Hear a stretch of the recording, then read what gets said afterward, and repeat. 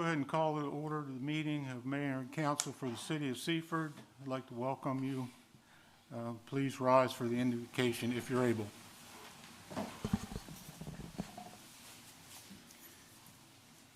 Heavenly Father, we thank you for all your provisions. But we do come to you with requests. We ask that you give us guidance during these proceedings, that the result might be pleasing in your eyes. We ask this in Jesus' name. Amen. Amen. If you'll remain standing for the pledge. I pledge allegiance to the flag of the United States of America and to the republic for which it stands, one nation, under God, indivisible, with liberty and justice for all.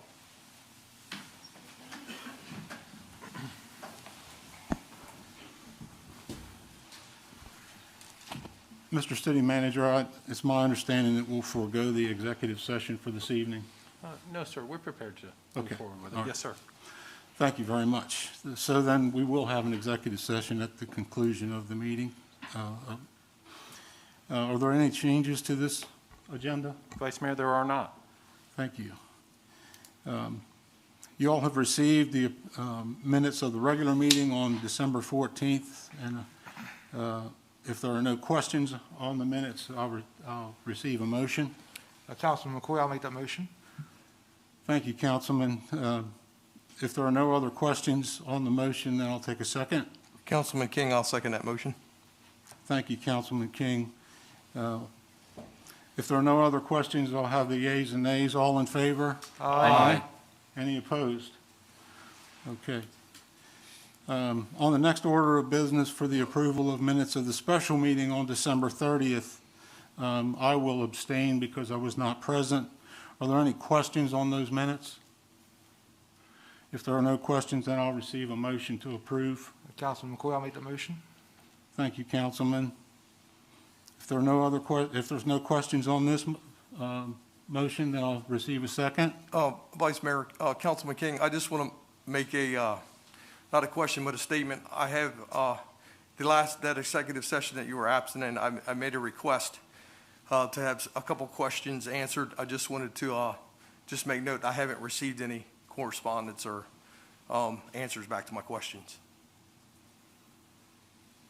Okay, that'll be noted in the minutes. So do I have a second?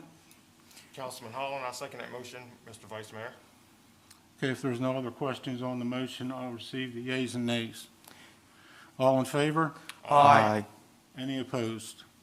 So it's 4-0. Okay, over the holidays, we had a decorating contest, and we have the winners here tonight. The mayor is unfortunately in the shop for repairs, and he's not able to make the presentation, so I'll make that. I'll make the presentation. So it looks like we have a couple people here. So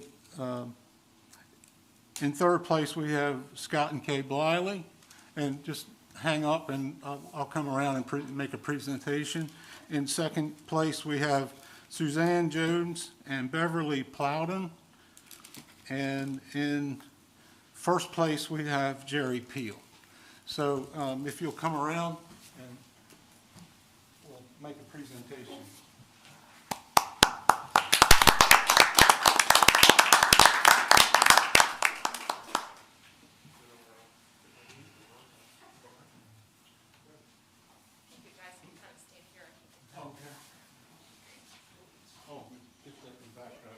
So did Scott do all the work and Kay gets the check? Is that? Okay. Is it made out to her? No, it's made out to you.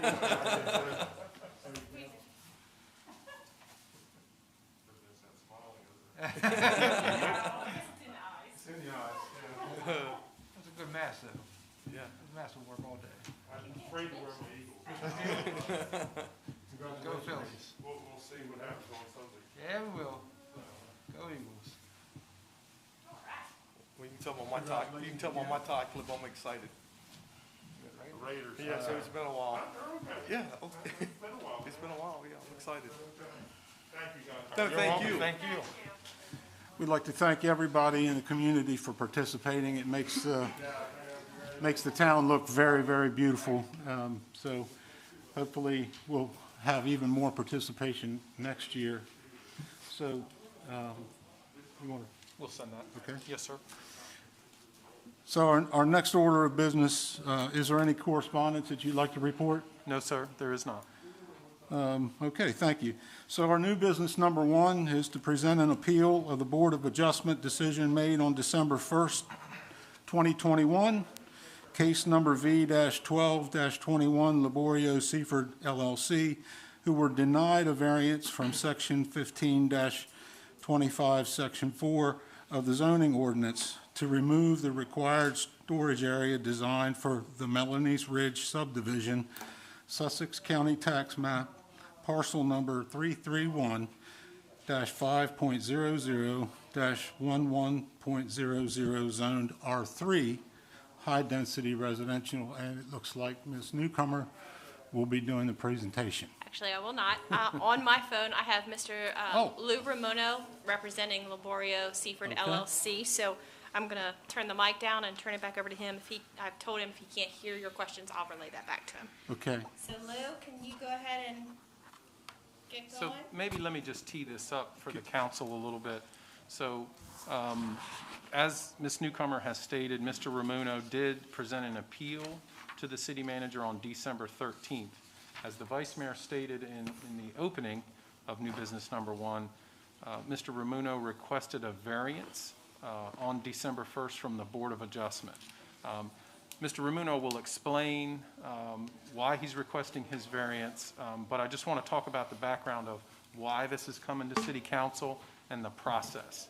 In your package, you have Section 38 from the city charter, and the highlighted section there, C, it talks about any person or persons jointly or severally agreed by any decision of the Board of Adjustment may appeal the decision to the Board of Adjustment, to the City Council by presenting a petition duly verified. And it goes on to talk about, but the process is, if you want a variance from a zoning caveat, a zoning requirement, you go to the Board of Adjustment. If you do not like the decision of the Board of Adjustment, the charter says you go then to the City Council. If you do not like the decision of the City Council, whether to uphold the decision, change the decision, deny the decision, then you take that information, you can appeal that to a court of competent jurisdiction. That's what's laid out in the city charter. And we'll talk about this in our next item on the agenda, but when you look in the zoning ordinance, it didn't track that. It did not follow that. It said you go from the Board of Adjustment directly to a court. So we are following the process in the charter, and this is a process whereby we have to submit all the information that was submitted at the Board of Adjustment hearing that was held on the 1st. So in your package, you will also see the minutes of the Board of Adjustment and Appeals, and it gives the background. You'll note that Bill Bennett, Director of Electric, was the acting city manager that week, as well as Mayor Genshaw they were the Board of Adjustment, and they did deny that request. Mike Bailey, the building official, was there and presented the information. And if you would come up, Mike, and just give your brief presentation. He's going to basically give the presentation the same thing he did to the Board of Adjustment, which is what's required. Yeah, so this is the property there with the star on it. It's they're across from Trinity, the apartment complex that's going in. And on their approved site plan, they had several locations throughout the site with separate buildings with like storage lockers in them for their tenants, as proposed. And Mr. Ramono presented, well, his project manager presented at that meeting their request to remove those from the site due to they're going to have full-time management on the site to handle any issues with the storage facility and with the rise of building materials and construction costs. It didn't seem feasible for them to add those to the site. And I've included the section there for the zoning code that requires it. It's a 5x5 section, that's the minimum per unit. And it has to be a separate area apart from the unit, so it can't be a closet inside, has to be a separate area located outside the unit. And this has been in the code since 2004. And since I've been here, and as far as I'm aware, every apartment complex, whether by new or renovation, has had this, other than Bel Air Townhomes, which the new section, they requested a variance for theirs due to their site layout and size. That was all designed before this was in the code. Any other questions for the building official related to this before we ask for the property owner's presentation? Councilman King? Thank you, Vice Mayor. So, Mike, can we talk a little bit about why the city made that decision to go to this? Can we talk a little bit about, what the process, yeah, what it looked like before and what it looks like now?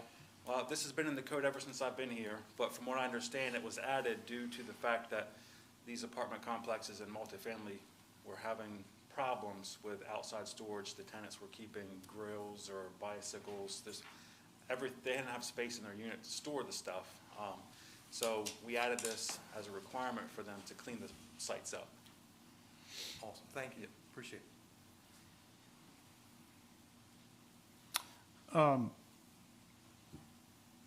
Before we hear from the gentleman on the phone, is it the suggestion just to remove storage altogether?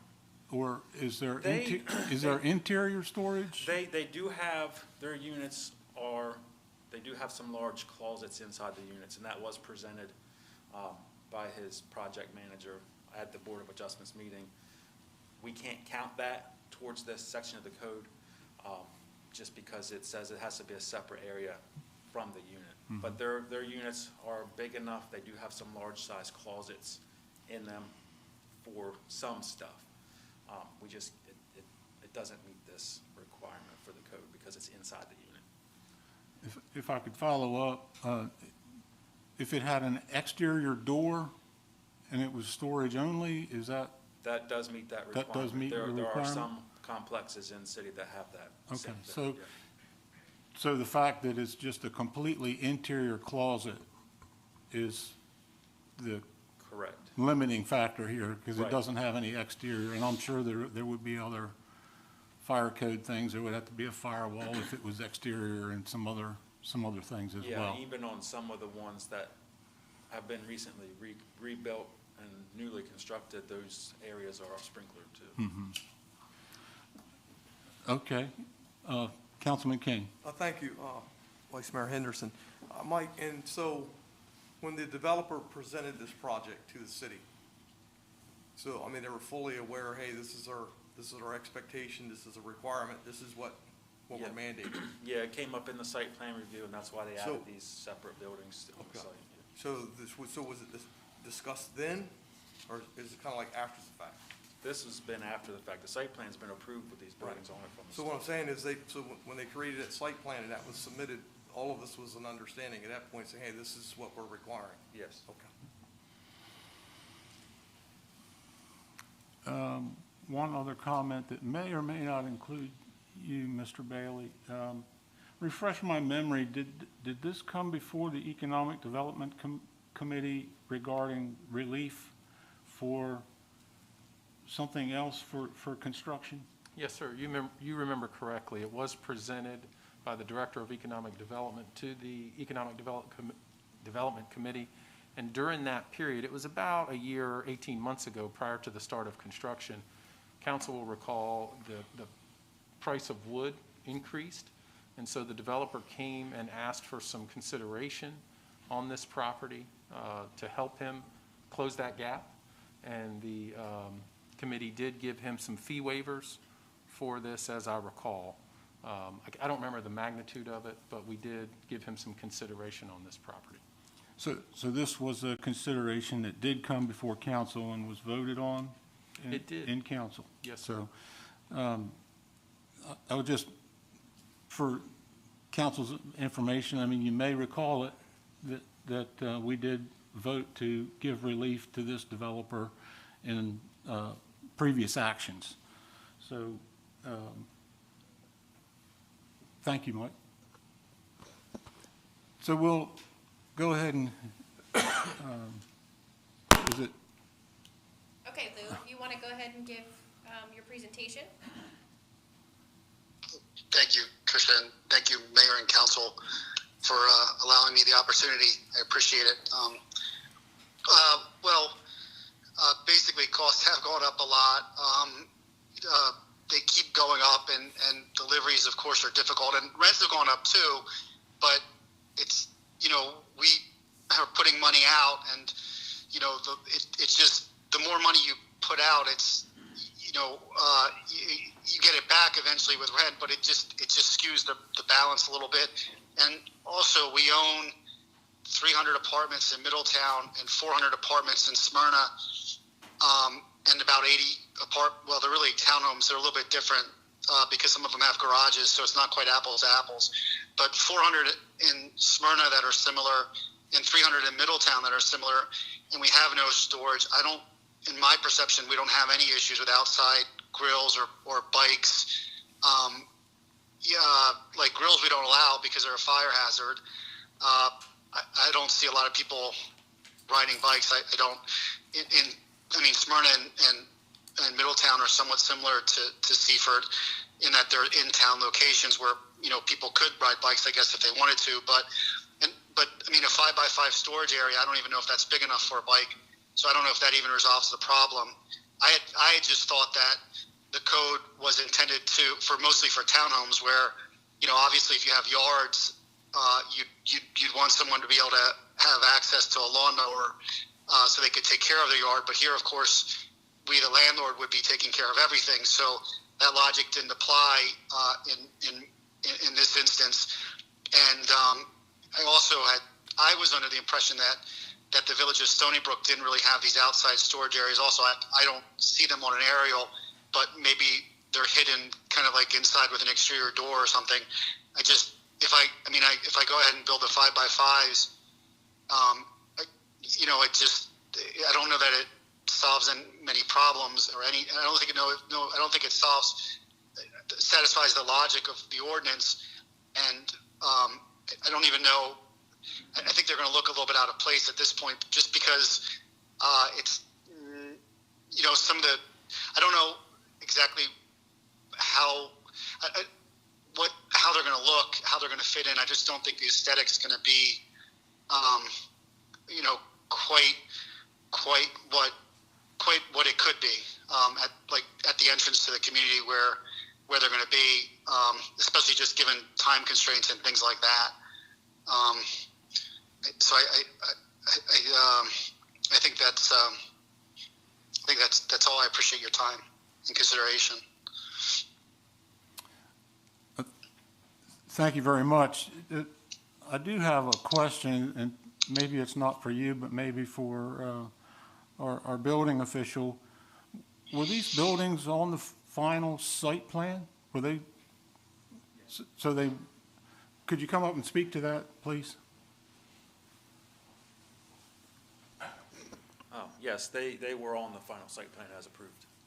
So throughout the planning process, these were here, and They tried to add the locations on the buildings themselves, but the way these buildings were designed, it didn't work. So that's why they added the separate buildings with the storage lockers in them. Yeah. By the final site plan, they were the separate areas. okay. And just if I could add one more thing, because of the size of the areas where the buildings are supposed to go, I don't know that I even could supply storage lockers larger than 5x5s. We also own 4 storage communities, self-storage facilities, and there's not really a lot of demand for 5x5s. It's just not a very big size. But again, I'm a little constrained in what I can even provide based on like where the approved locations are and just site constraints. Okay, are there any questions? Councilman King. Thank you, Vice Mayor Henderson. I guess my question would be, this isn't new. Councilman, could you speak closer Sure. to the mic? I guess my question to the developer is that the site plan was approved to have this in, and I guess I'm a little confused on, we start the build process and then we're coming back saying, hey, I can't adapt, I can't accommodate. So I guess I'm a little, maybe you could shed some light on why that is. Why are we having that conversation now and everything's already started and been approved and we're in the process and now we're saying, hey, I can't do it? No, I could do it. I mean, anything's possible. Our costs have gone up probably, probably 40, 50%. I mean, I don't have, the first two buildings won't be completed until like April and May. So in addition to the delays, just in getting materials and labor, you have soft costs there, of course, but you also have hard costs, and our hard costs have probably gone up $30 to $40 a square foot. So, and like steel has gone up like 30% just in the past year. So I don't know that I see any end to that. So that just adds another cost. And rents have gone up too, no doubt. I don't know where the rents will be, and rents in some ways don't offset because it's also a function of interest rates, and you're putting cash out. So we've seen, costs have gone up basically like $30,000 a unit at least, which and then on top of that you got to pay for the storage, and then also while you're getting things approved, everything looks good on paper back when units were costing less to build a while ago, years back. But then you're kind of thinking, and you're actually thinking through, well, how do I actually do this? Like this area that's approved on the plan, that's provided for, what do you put there? And it's such a small area at the entrance to the community. It's just, I can't, there's not much that you could do to make it look, or to provide anything bigger than a 5x5, or probably to make it look good too, though. I would obviously try. And it wouldn't be like storage buildings.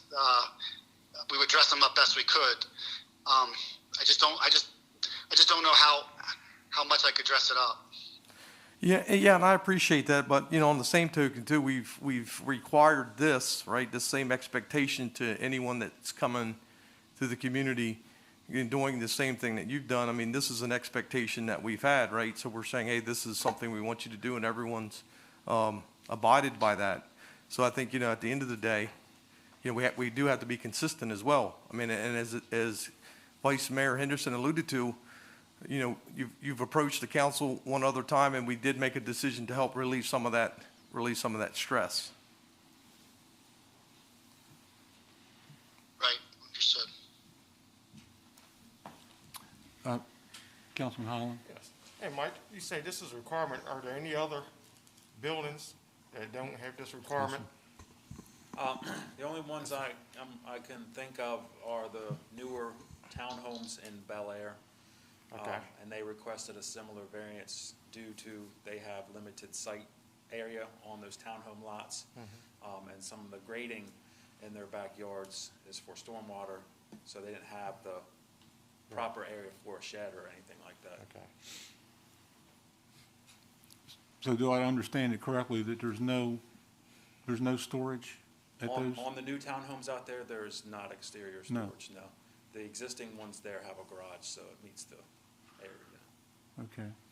And those were built prior to this code too, the old ones in Bel Air. What about the new ones? No, they're being constructed now, and they have a variance for those. Okay. And that variance was granted?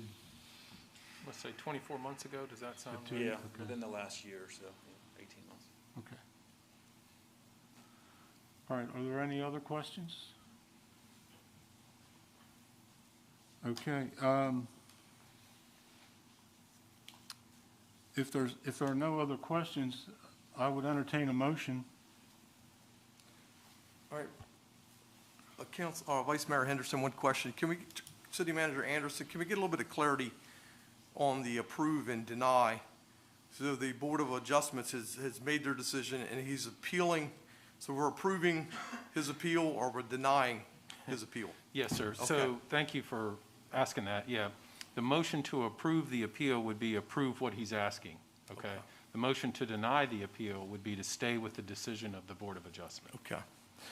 All right, thank you. With that being said, this is Councilman King. I make a motion to deny the appeal of the Board of Adjustment's decision made on December 1st of 2021, case number B12-21, Roberto Seaford LLC, who were denied a variance from section 15-25-4 of the zoning ordinance to remove the required storage area design for the Melanie Ridge subdivision, Sussex County tax map and parcel number 331-5-00-11-.00, zoned R3 high density residential as presented. Thank you, Councilman King. We have a motion on the floor. Are there any questions on the motion? If there's no questions, I'll accept a second. Mr. Vice Mayor, I'll second the motion. Thank you, Councilman Santos. Any questions on the motion and the second? If not, then I'll take the yeas and nays. Councilman King. Aye. Councilman Santos. Aye. Councilman Henderson. Aye. Councilman Holland. Aye. Councilman McCoy. Aye. We have a unanimous decision.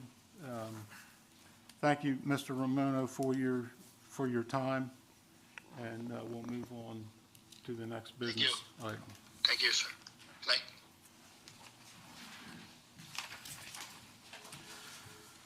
Our second item of business is to present for a first reading amendments to the language of Chapter 15 of the Municipal Code of the City of Seaford, Article 8, Board of Adjustment, Section 15-136, to clarify the process for appealing a decision by the Board of Adjustment.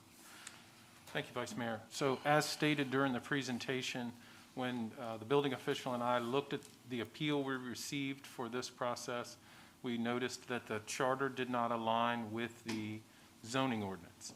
So what you have in front of you, the red line copy, shows the additions that were made to, and really what we did, we cut and paste from the charter and put it in the zoning ordinance.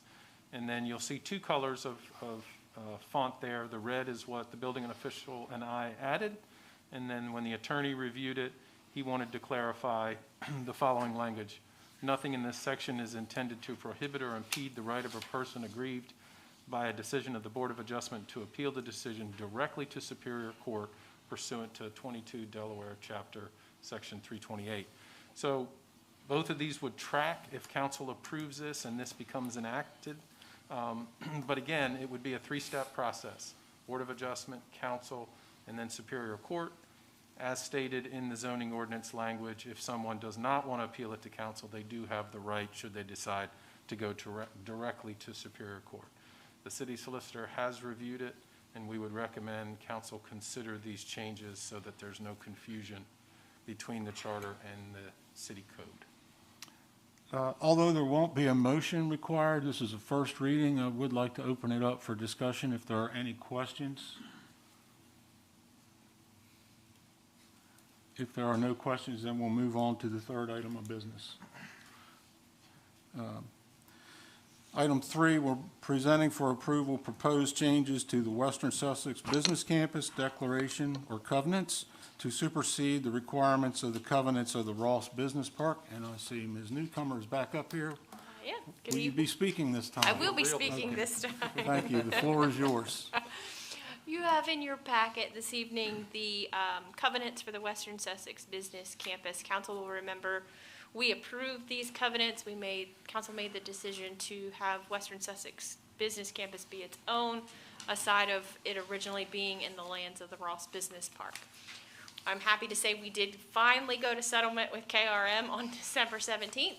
And as part of our closing, some of our closing requirements in doing the title search, they found that while we still had recorded the Western Sussex Business Campus covenant, the Ross Business Park covenants were still attached to those same lands. So as part of our requirements, we just needed to clean that up. And you'll see in your packet both a clean copy and then a red-lined copy And I will say that KRM has approved these changes. Basically, what it states is that the Western Sussex Business Campus covenants supersede anything previous to this, and that these are the covenants that apply to those specific lands. Just cleans that up. So, correct me, there's no strike-throughs, just the addition of the red line. It's just the addition of the redlined paragraph. There's a couple strike-throughs in there, just some typos, but, yep, and if you would like me to read the specific language, I'm happy to do so. If you would read it into the record for the public. So it adds in a paragraph that says, whereas portions of the above described lands were previously subject to the Ross Business Park Declaration of Protective Covenants prior to the creation of the Western Sussex Business Campus.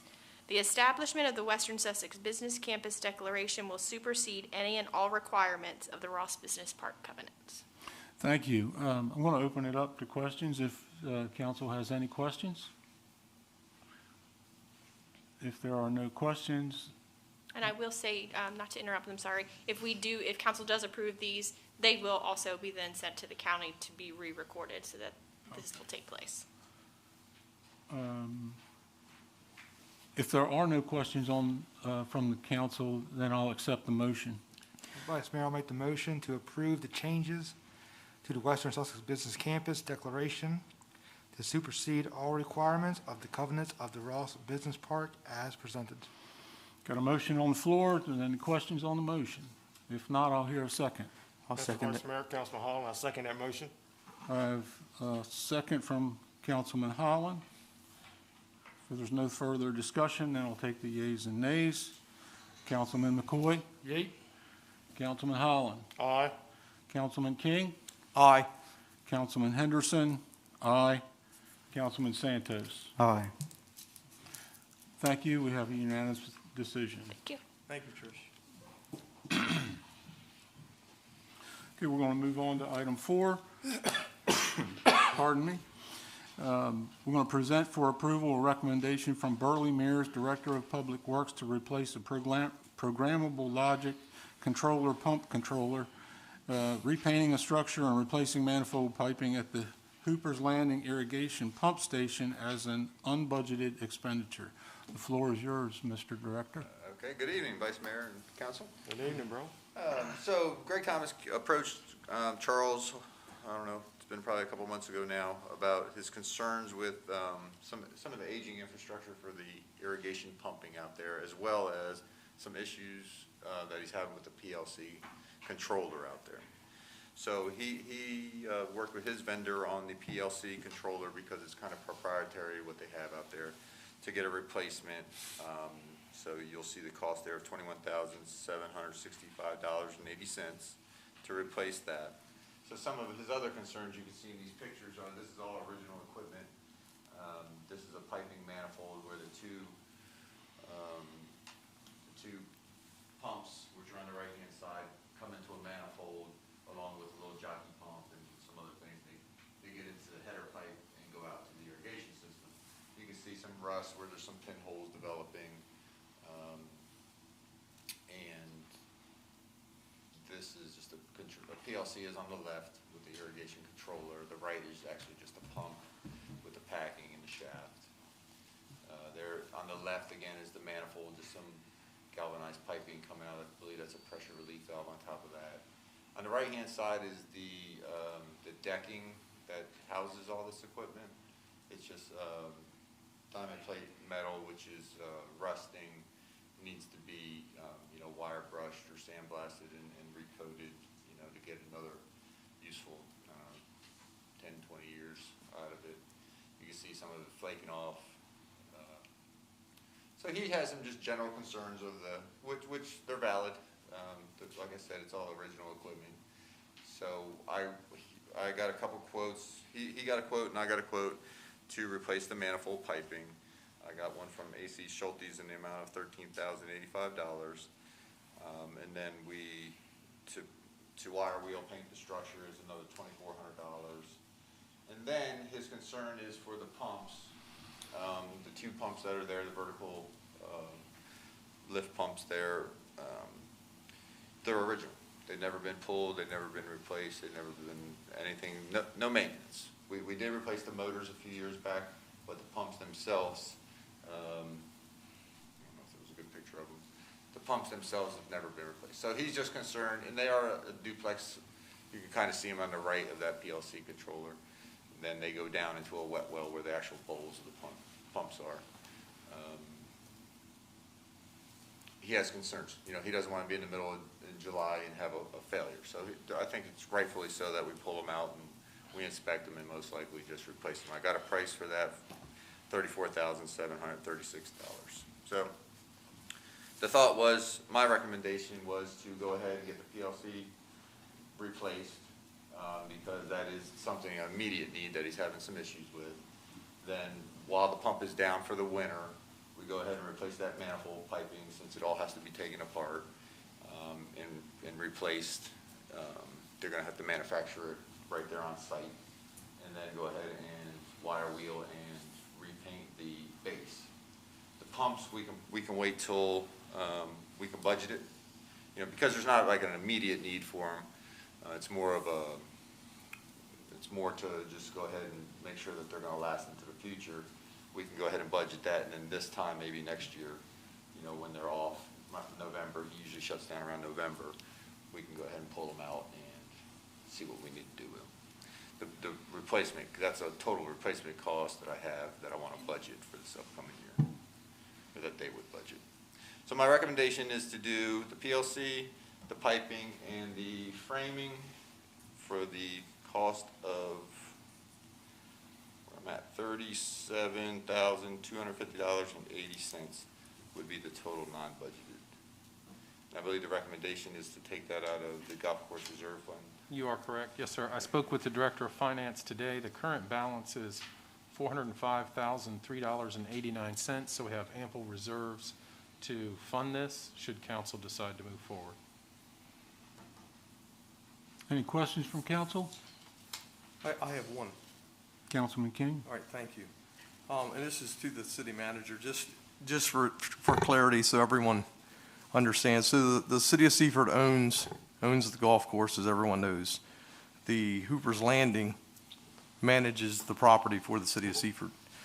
So this unbudgeted expense, Hooper's Landing would not be contributing any money to this at all. This would be solely taxpayer reserve money for this upgrade. You are correct, yes, sir. Okay. With our contract with Atkins Management, we're responsible for the infrastructure, the buildings, things of that nature. They just manage the course, provide the labor. Okay, thank you. Yes, sir. I appreciate it. Yep. Any other questions? I have a question. The PLC controllers, does that include the drive for the motor? Or two drives? It's all. Or is it alternating? It's not the soft starter or the VFD, it's just the brains Okay. of the controller. So the drive is, Separate. would the drive be included in the new pumps? No, nope. So- Nope. It'd be the original VFDs that are. Okay. there. Yeah. So those drives are, Could be original, well, I believe they'd be original as well. but they would be, you think they're okay?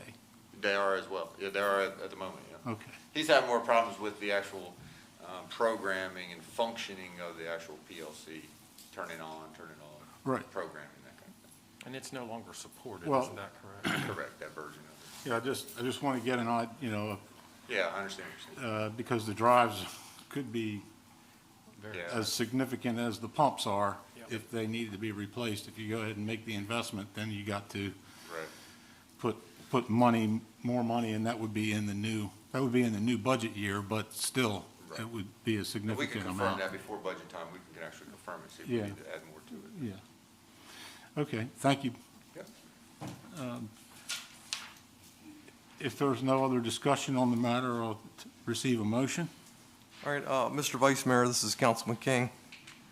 I will make a motion to approve the recommendation from the Director of Public Works to replace a PLC pump controller, repainting a structure, and replacing manifold piping at the Hooper's Landing irrigation pump station as an unbudgeted expense as presented. Thank you, Councilman King. Is there any discussion on the motion or any questions? If not, I'll receive a second. Councilman Holland, Mr. Vice Mayor, I second that motion. Thank you, Councilman Holland. If there's no further discussion, I'll hear the yeas and nays. Councilman King? Aye. Councilman Holland? Aye. Councilman McCoy? Aye. Councilman Henderson? Aye. Councilman Santos? Aye. Thank you, gentlemen. Moving on to business number 5, we're going to present for approval a recommendation from Director of Electric Bill Bennett to purchase an underground utility locator as an unbudgeted expense.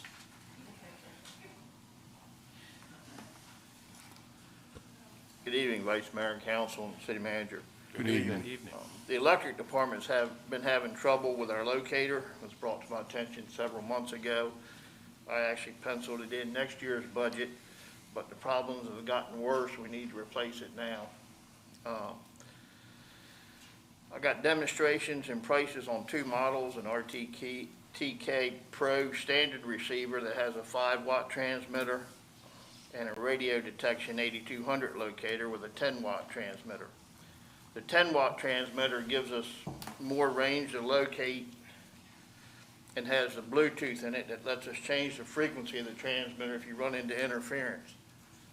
Because these new locators will go out about 1,000 feet. So you could be 900 feet, run into interference. You could change the frequency, get rid of the interference. The locator we have now used to go about 500 feet when it was new. Now it goes about 10 feet. So you locate 10 feet, you have to move the box, locate 10 feet. So when you get a mesh utility, locate Muirfield 1, Phase 2, you're there for a long time. In 2021, we did 1,171 mesh utility locates, almost 100 a month. And plus you get calls from people who are working, electricians, fence companies or whatever, public works, the electric department, where you need a locate right away, they didn't call one in. We probably do another 120 to 150 of those a year. So we're doing about 1,300 locates a year.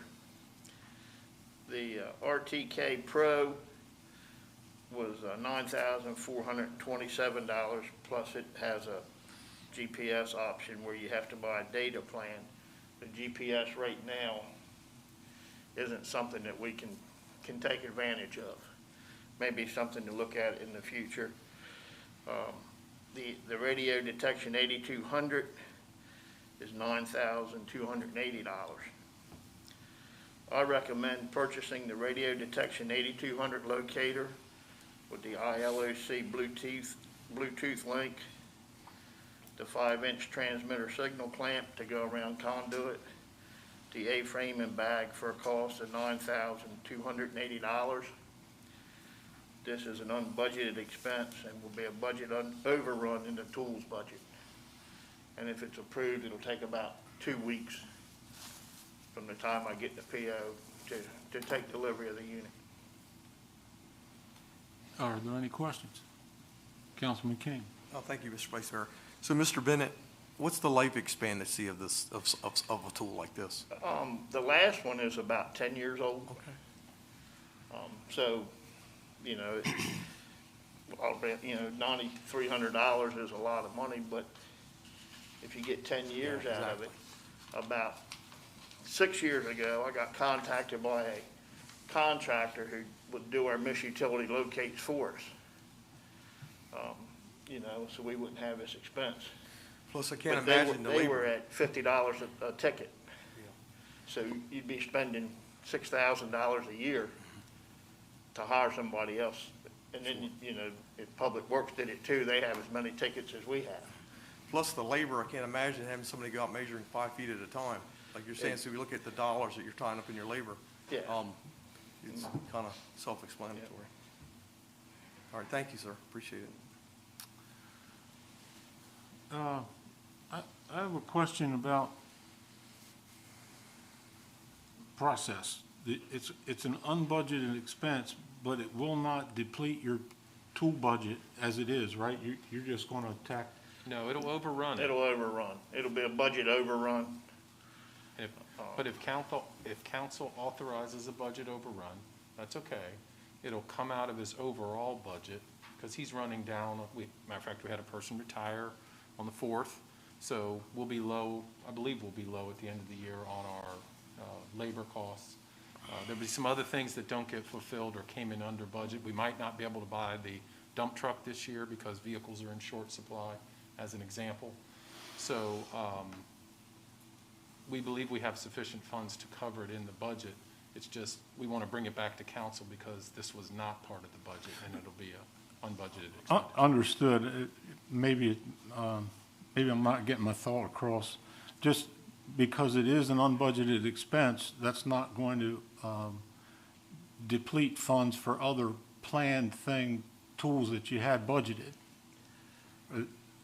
No, this Am I would be, this expense would be an overrun of the budget. I'm not sure right now because I've purchased most of my tools for the year.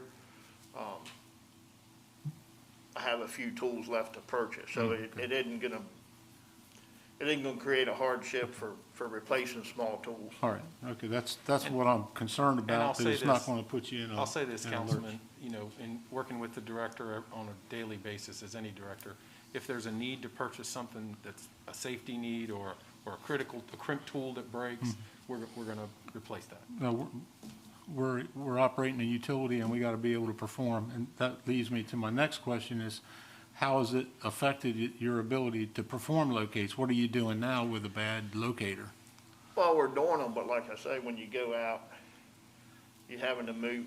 There's two ways you can locate with any of these. You can hook them right to a ground in the transformer and locate that way. Or the receiver box you can set over top of the wire, and it sends a signal out through the wire, through the receiver. So when you're trying to do that, right now our box only transmit that signal about 10 feet, no matter which way you have it hooked up. So now, you, like I say, you hook onto a wire, you mark it out 10 feet, then you move the box and put it on top of that mark. You move it out 10 feet again. So our locates, if it's, you know, sometimes when a development is being built and then another utility like Western Sussex Business Campus, when we get done all of our work and the gas company comes in, they're gonna call for a locate. But we got about 4,000 feet of locating to do. If you have to do it 10 feet at a time, you'll be out there a couple days doing it. Yeah. Where with the new one, you can do it in a couple hours, So what's the lead time on an item like that? 2 weeks. 2 weeks, So- okay. If it's approved tonight, I'll put in for the PO tomorrow. I'll get it Thursday or Friday, send it to I already have the W-9 for the vendor to put them in as a vendor in the computer. So Thursday or Friday, I'll get the PO and send it to them. By the end of the month, we'll have the locator. Okay. Thank you very much. You're welcome. Are there any other questions from council? If not, then I'll take a motion. Mr. Mayor, I'll make the motion to approve the recommendation from the Director of Electric to purchase an underground utility locator as an unbudgeted expenditure as presented. Thank you, Councilman McCoy. Is there any discussion on the motion? If not, I'll take a second. Councilman King, I'll second that motion. Thank you, Councilman King. If there's no further discussion, I'll hear the yeas and nays. Councilman McCoy? Aye. Councilman King? Aye. Councilman Holland? Aye. Councilman Henderson? Aye. Councilman Santos? Aye. Thank you guys very much. Thank you, Director. Thank you for your support. Item number 6, present for approval an ORPT grant agreement between the State of Delaware, DENREC Division of Parks and Recreation, and the City of Seaford to renovate a portion of the Riverwalk at Oyster House Park and permit the mayor to execute the grant agreement. Ms. As- Newcomer again. That's me again. As council may remember, in the fall, or beginning of the fall last year, council approved a resolution for us to apply for a grant through the ORPT, as the vice mayor said, for the decking replacement at the Oyster House Park. Pleased to say that on December 15th, we received notice from them that we were awarded that grant in the amount of $15,000. Typically, the ORPT grants are 50% match, and because we are considered in a high vulnerability census tract area, they actually increased our match to 75%, which is really good for us. So you just have before you the request to allow the mayor to go ahead and sign the agreement so that we can accept those funds. Thank you.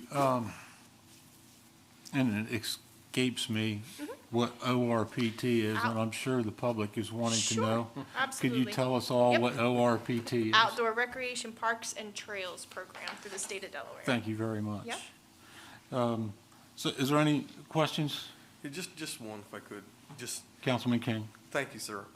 The material they're using, is it the same of what they went It down? will be the- that continuation Okay. of the picture that you see to the right that we did in Yep. the newer, it'll be that continuation to So you replace should the. get a lot longer life out of that as well. Yes, Yeah, good. absolutely. Good, thank you. Okay, any other questions? If not, I'll receive a motion. Mr. Vice Mayor, I'll make a motion to approve the ORPT grant agreement between the State of Delaware, DNRAC, Division of Parks and Recreation, and the City of Seaford to renovate a portion of the Riverwalk at Oyster House Park and permit the mayor to execute the grant agreement as presented. Thank you, Councilman Santos. Is there any questions on the motion? If not, I'll hear a second. Councilman Holland, I second that motion, Mr. Vice Mayor. Thank you, Councilman Holland. If there are no further questions, I'll hear the yeas and nays. Councilman Santos? Aye. Councilman Holland? Aye. Councilman Henderson, yes. Councilman McCoy? Aye. Councilman King? Aye. Thank you, gentlemen. Thank you. And we have new business number 7, a similar grant agreement. We're going to present for approval an ORPT grant agreement between the State of Delaware, DNREC, the Division of Parks and Recreation, and the City of Seaford to install security lighting at Nutter Park and permit the mayor to execute the grant agreement. Correct. You're stuck with me just a few more minutes. Additionally, we received at the same time the letter for that application that we are going to receive the $32,250. Again, that same increase on our match applies to this grant application as well as 75% match, so. And this, again, is for the lighting that's to be installed at Nutter Park.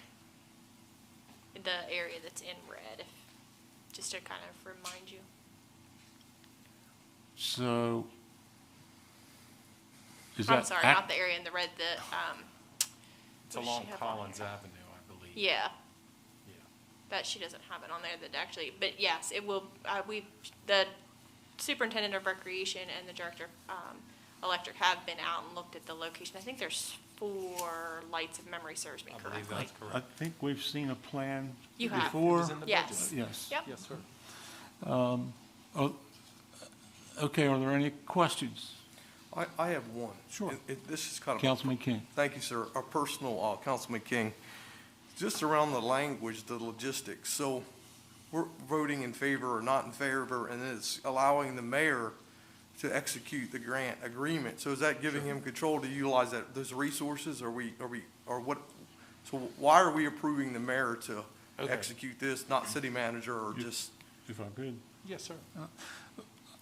I think the council is going to approve him to sign the grant agreement.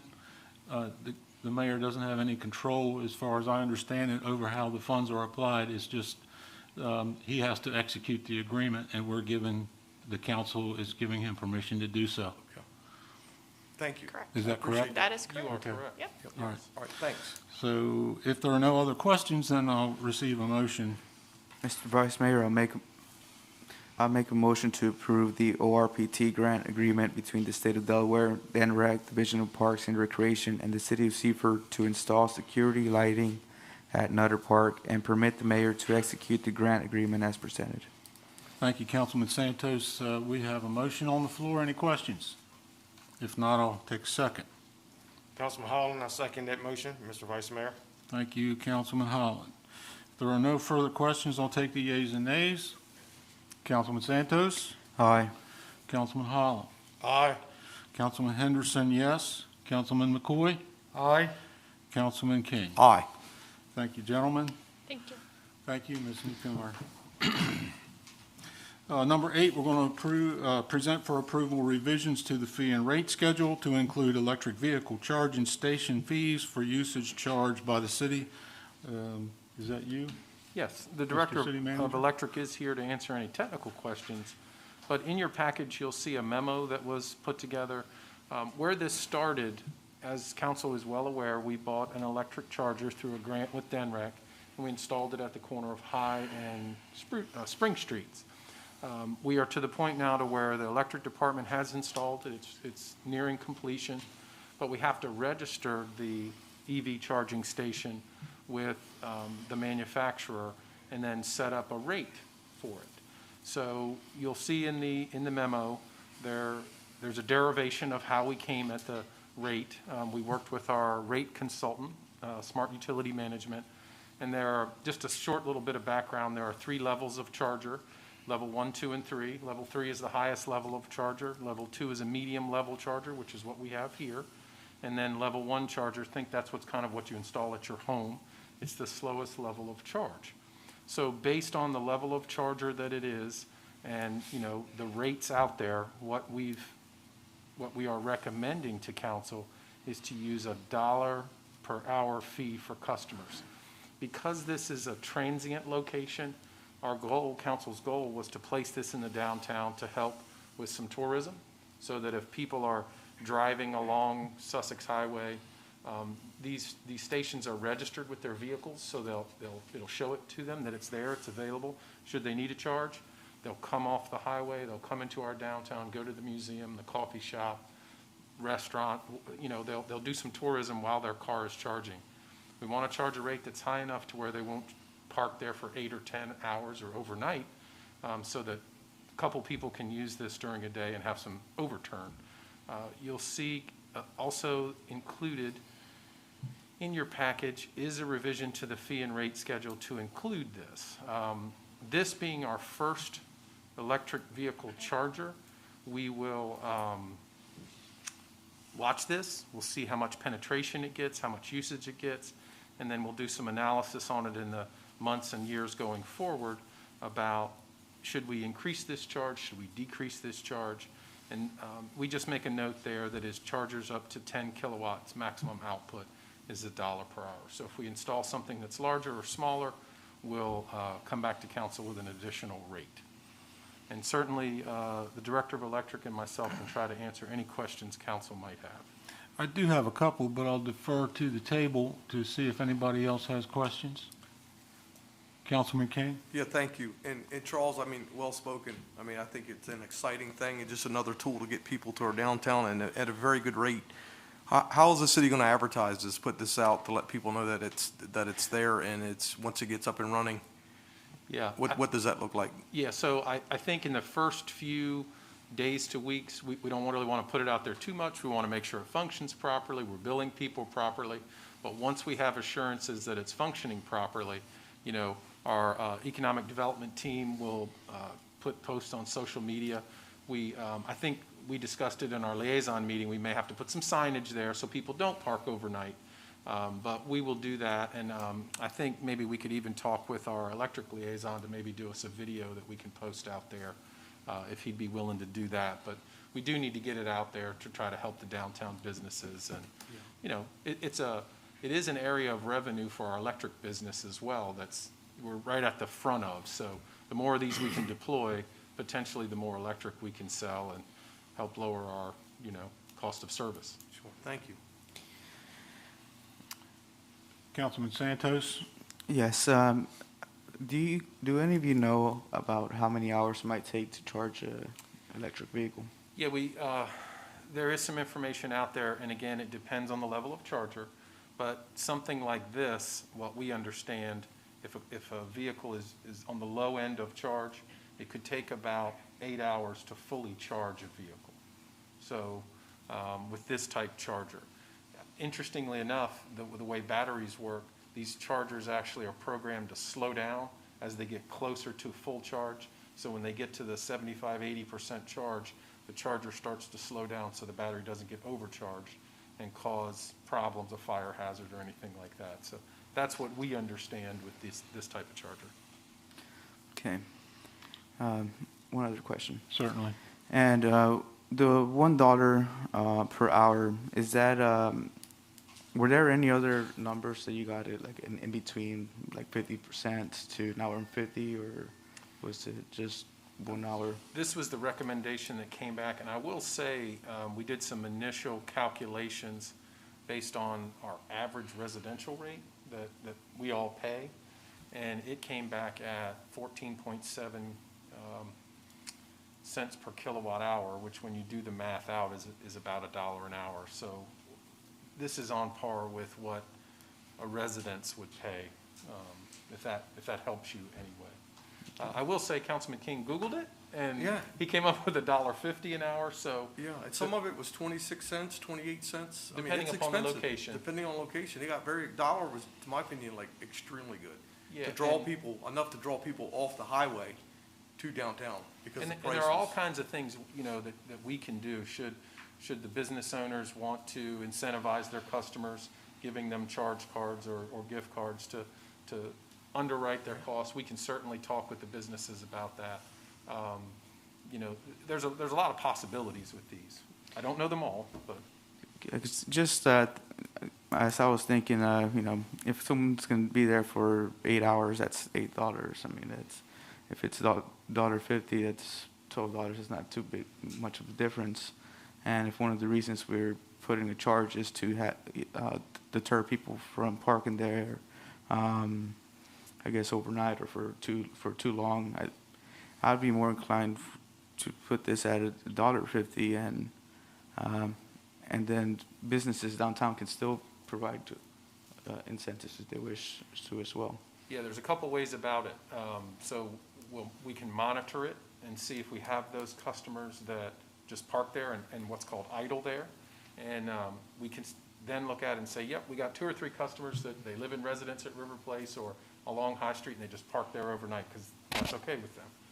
We can then up the charge and see if that gets them to change that behavior. Or we can implement signage that says maximum charge time is 2 hours, something like that, if that's another way around it, or another way to address it. But yeah, raising the price might be in order as a first step. Okay. And I was also thinking that most people, I think, that would be using the electric charging stations would probably be people from outside of city limits. Could be. But that's all. Any other questions before? If you don't Sure. mind, could I kind of Councilman follow up? King?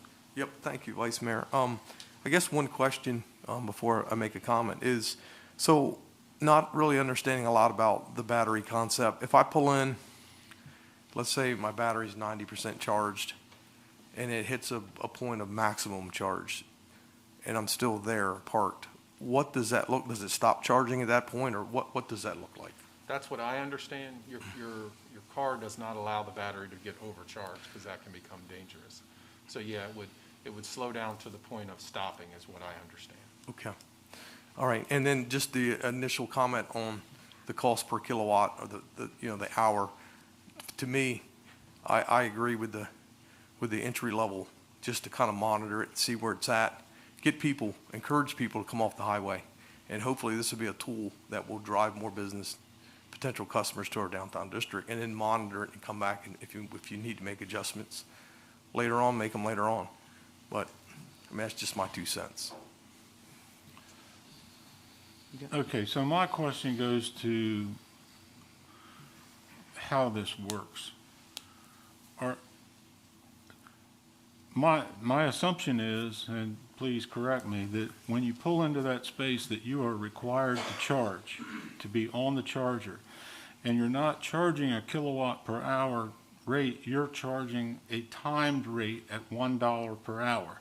Correct. So whether the thing uses 7.2 kilowatts or less. 58 kilowatt hours of energy, Right. whether it uses that or not, you pull in there with pull in there with a 90% charge and you stay plugged in for 8 hours, you owe $8. Yeah, and you're not going to get very much charge. And it's a requirement that you be plugged in. So that's my next question would be enforcement. Are you going to have somebody come by and check to see if somebody's plugged in or not? Because if, you know how parking is downtown. We do. If there's a vacant spot there, somebody's going to pull in. Yeah, and we've actually had that, even when it's bagged, we've had people park there. So, yeah, we will have to monitor it. I don't think it'll be an issue for the police department. I think we'll work with the people that are parked there, and if we find someone who's local that's a repeat offender, we certainly will want to keep it open for electric vehicles. We don't want to have maybe a business owner or a city staff member parked in that spot, so it's open for chargers. But you're correct, Councilman, we will need to do some enforcement. Yeah, and I suspect that I know some electric vehicle owners, and I'm a new electric vehicle owner. So, Congratulations. not a plug-in owner, though. The electric vehicle owners are very territorial about their spots, and if they see somebody who's not plugged in, that they'll make somebody aware of it. So I don't see it as an enforcement issue unless, somebody will make it known. I don't think you're going to have a meter maid or somebody walking around. It will be self-policed. Yeah, I think so. Yeah. So, thank you. Thank you for that. Are there any other questions? I had one question. Councilman Santos? Yeah, since we were on the topics of enforcement, I was wondering, is that what the alderman is for? I know that we don't have one, but I've run across it several times in the chart. Yeah. We do not have an alderman. My understanding of aldermans in the state of Delaware, Laurel actually has one. They enforce rules and ordinances that JP Court would not. So parking fines, it eventually could be something like this. But the city of Seaford has never never appointed an alderman. Our charter gives us the ability to do it as I read it, but the council has never taken the step to set up an alderman's court, do that. But I think you're correct. If this type thing were in the city code, it could be enforced by an alderman's court.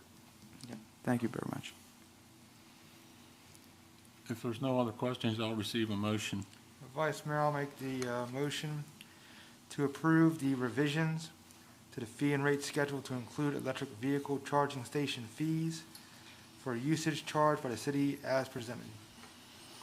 Thank you, Councilman McCoy. If there's no questions on the motions, I'll hear a second. Councilman Holland, Mr. Vice Mayor, I second that motion. Thank you, Councilman Holland. Any questions on the motion? If not, I'll take the yeas and nays. Councilman McCoy? Aye. Councilman Holland? Aye. Councilman King? Aye. Councilman Santos? Aye. And Councilman Henderson? Aye. Thank you very much. And I appreciate everybody's time in putting this together. One aside, I think this came to us through a grant. We did. We bought the charger through a grant. The Director of Finance did all the work, her staff. And I do have to give some credit to our Economic Development Director and the Mayor. It was not my idea. It was not our idea. We've heard about this. They brought it to us, and staff followed up on this. But I do think it is certainly something the city can do with our expertise and knowledge to help our downtown businesses and hopefully get them some additional traffic. Well, I do hope it's successful so that we can Get some more. capitalize some more or get some more grants to have some more downtown. This will be a great trial. Thank you, sir. I will say we are in discussions, the Director of Electric and Economic Development Director and I are in discussions with a business owner currently, property owner, who has requested 10. Wow, So nice. we're working through that process with them. Okay, moving on to item 9 for bids, cleaning services.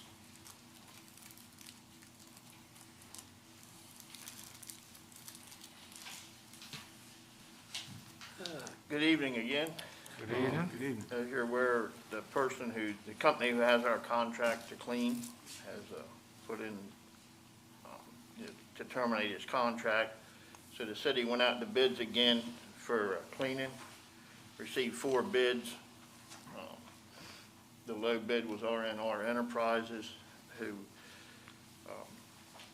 had been a previous award winner, but the city manager, director of finance, and myself talked with this vendor about previous problems that we had when he wasn't awarded this bid last year. He committed to meeting with each building contact person before he starts, and they will be able to make him aware of our concerns from his previous contract. He also committed to talking more frequently with the building contact persons.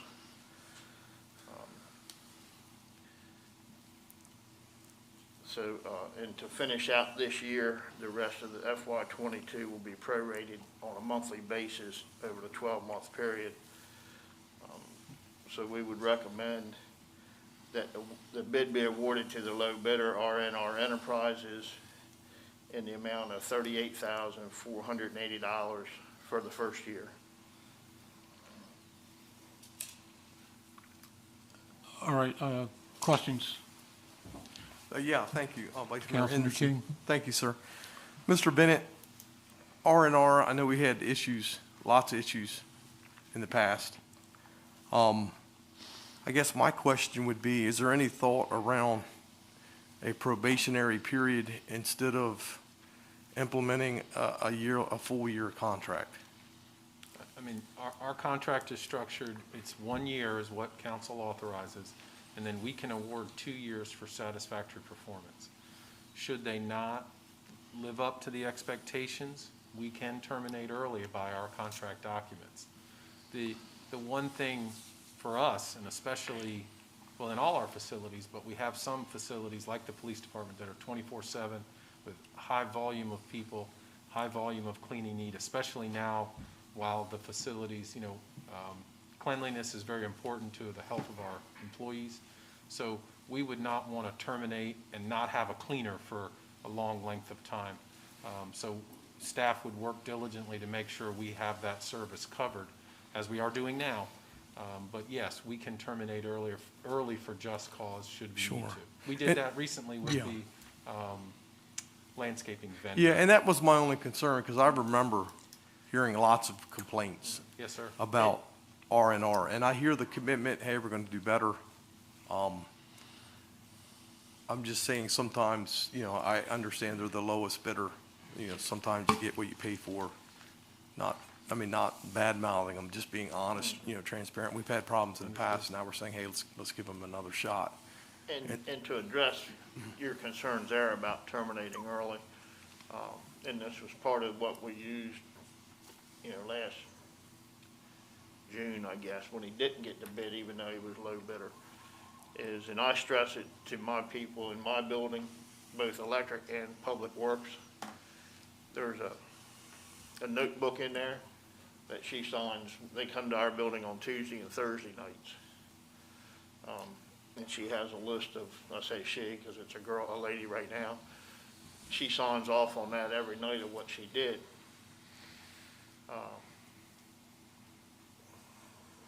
You kind of feel like a babysitter a little bit, but we go in there, if we find things that wasn't done correctly, we note it in there.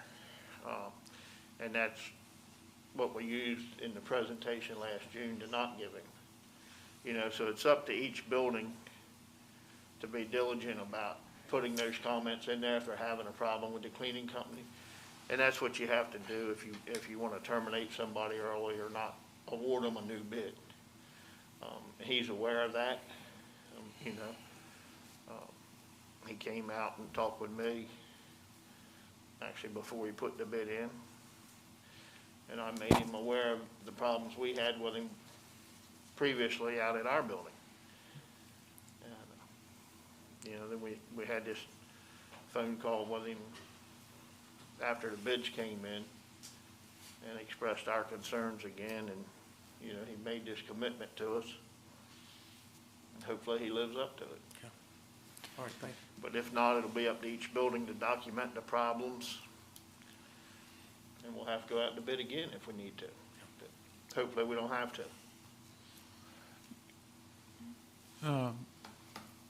Can you get into what the circumstances are for the early termination, the voluntary termination?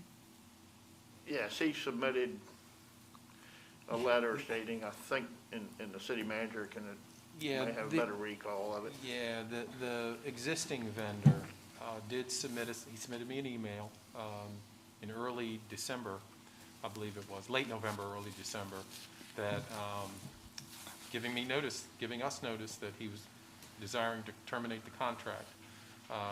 He stated his reasonings were that he's somewhere else, he's a long distance away from here, and management of the personnel was very difficult for him. So I did request, because of the need for continuity of services, that we were going to have to rebid, so we needed 4 to 6 weeks to go through this process. Needless to say, our leadership team here is very disappointed. We're having to go back out in what turns out to be 6 months and rebid what we had hoped would be a 3-year contract, even going the extra mile of not going with the low bidder. But other than that, we hurried to rebid it because we do need to keep this service maintained for our staff.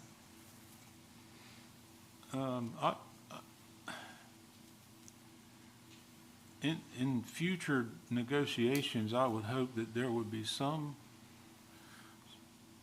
sort of penalty involved in an early termination, such as an escrow in payment that would be withheld, or something to induce someone who asks for a contract to fulfill the contract.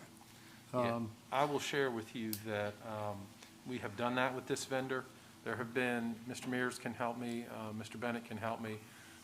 As Mr. Bennett stated, when those checklists are not filled out, what's not done, we penalize the vendor for that. He received 2 or 3 penalties Yes. in the last month or so, where his payment was docked. And I believe that was part of his decision, because he could not ensure his commitment was being fulfilled. So we do that, Councilman. Okay. I understand what you're saying. I've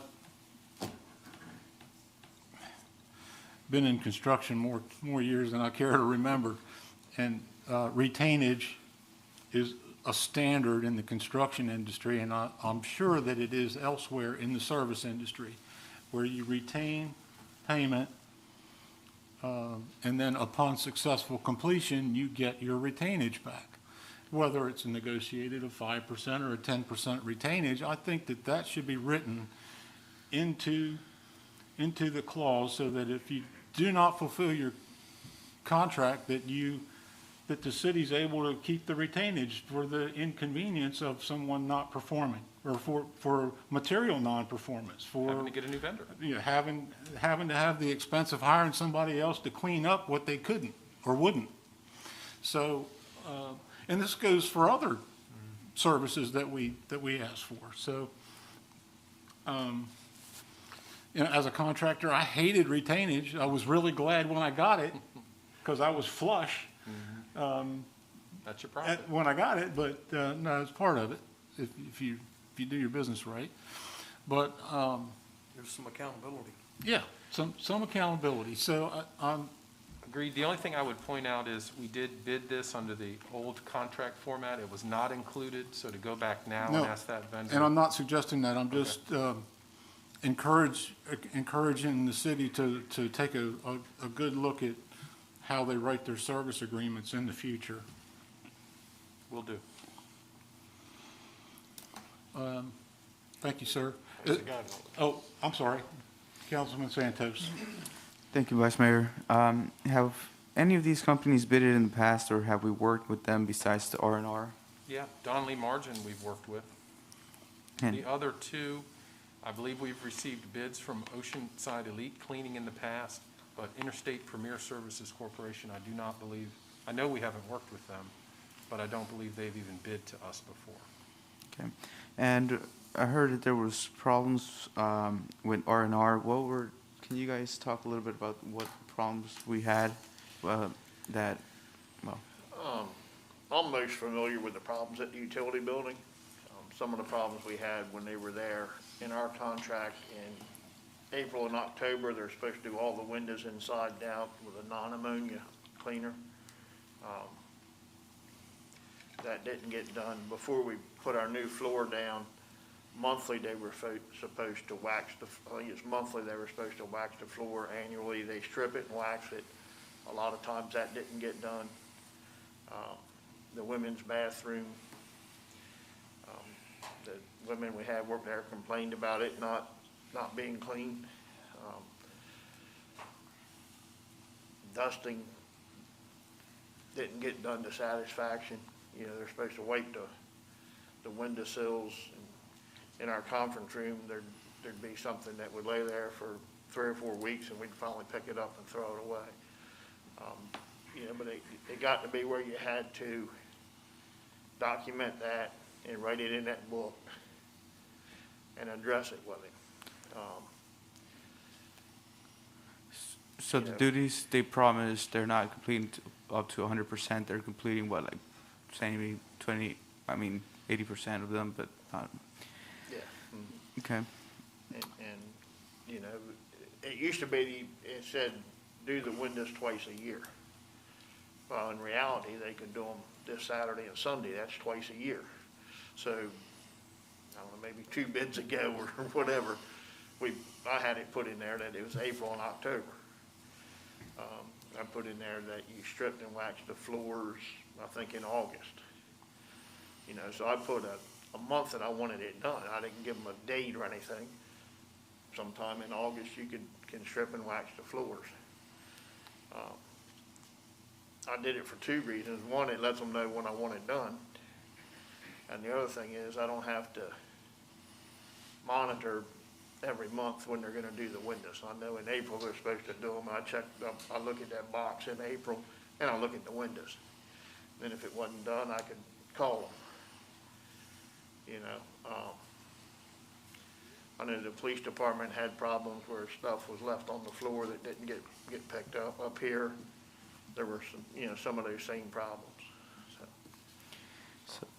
So I'm seeing here that we do have a low bidder of, what, 20% less than well, give or take, than the other one right above that one. You're correct. But we're, the expectations that we've set, the stuff that we need to get done aren't getting done.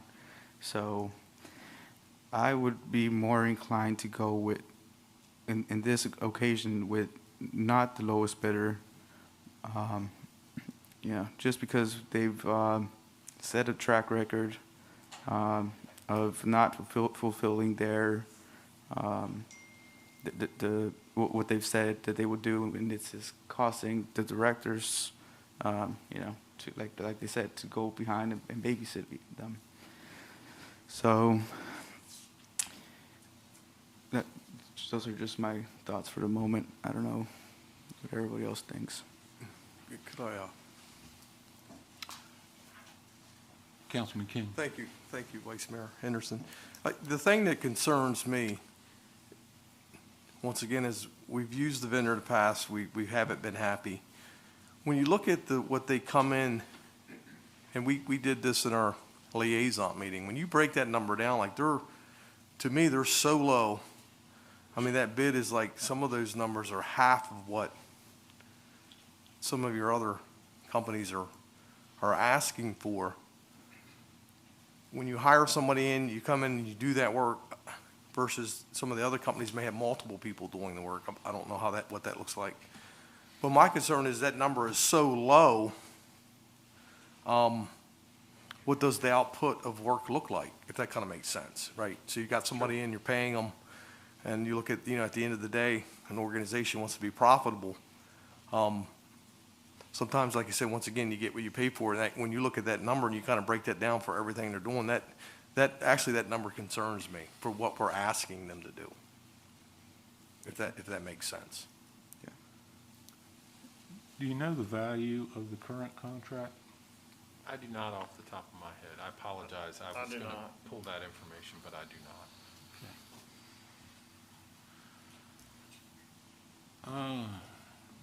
So,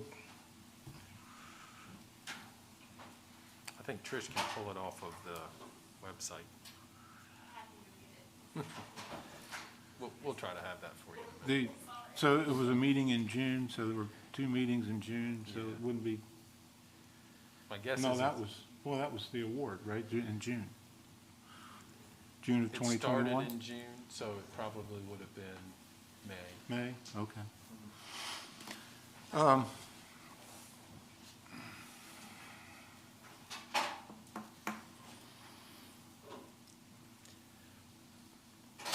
So we have some incomplete information. Do we have an alternate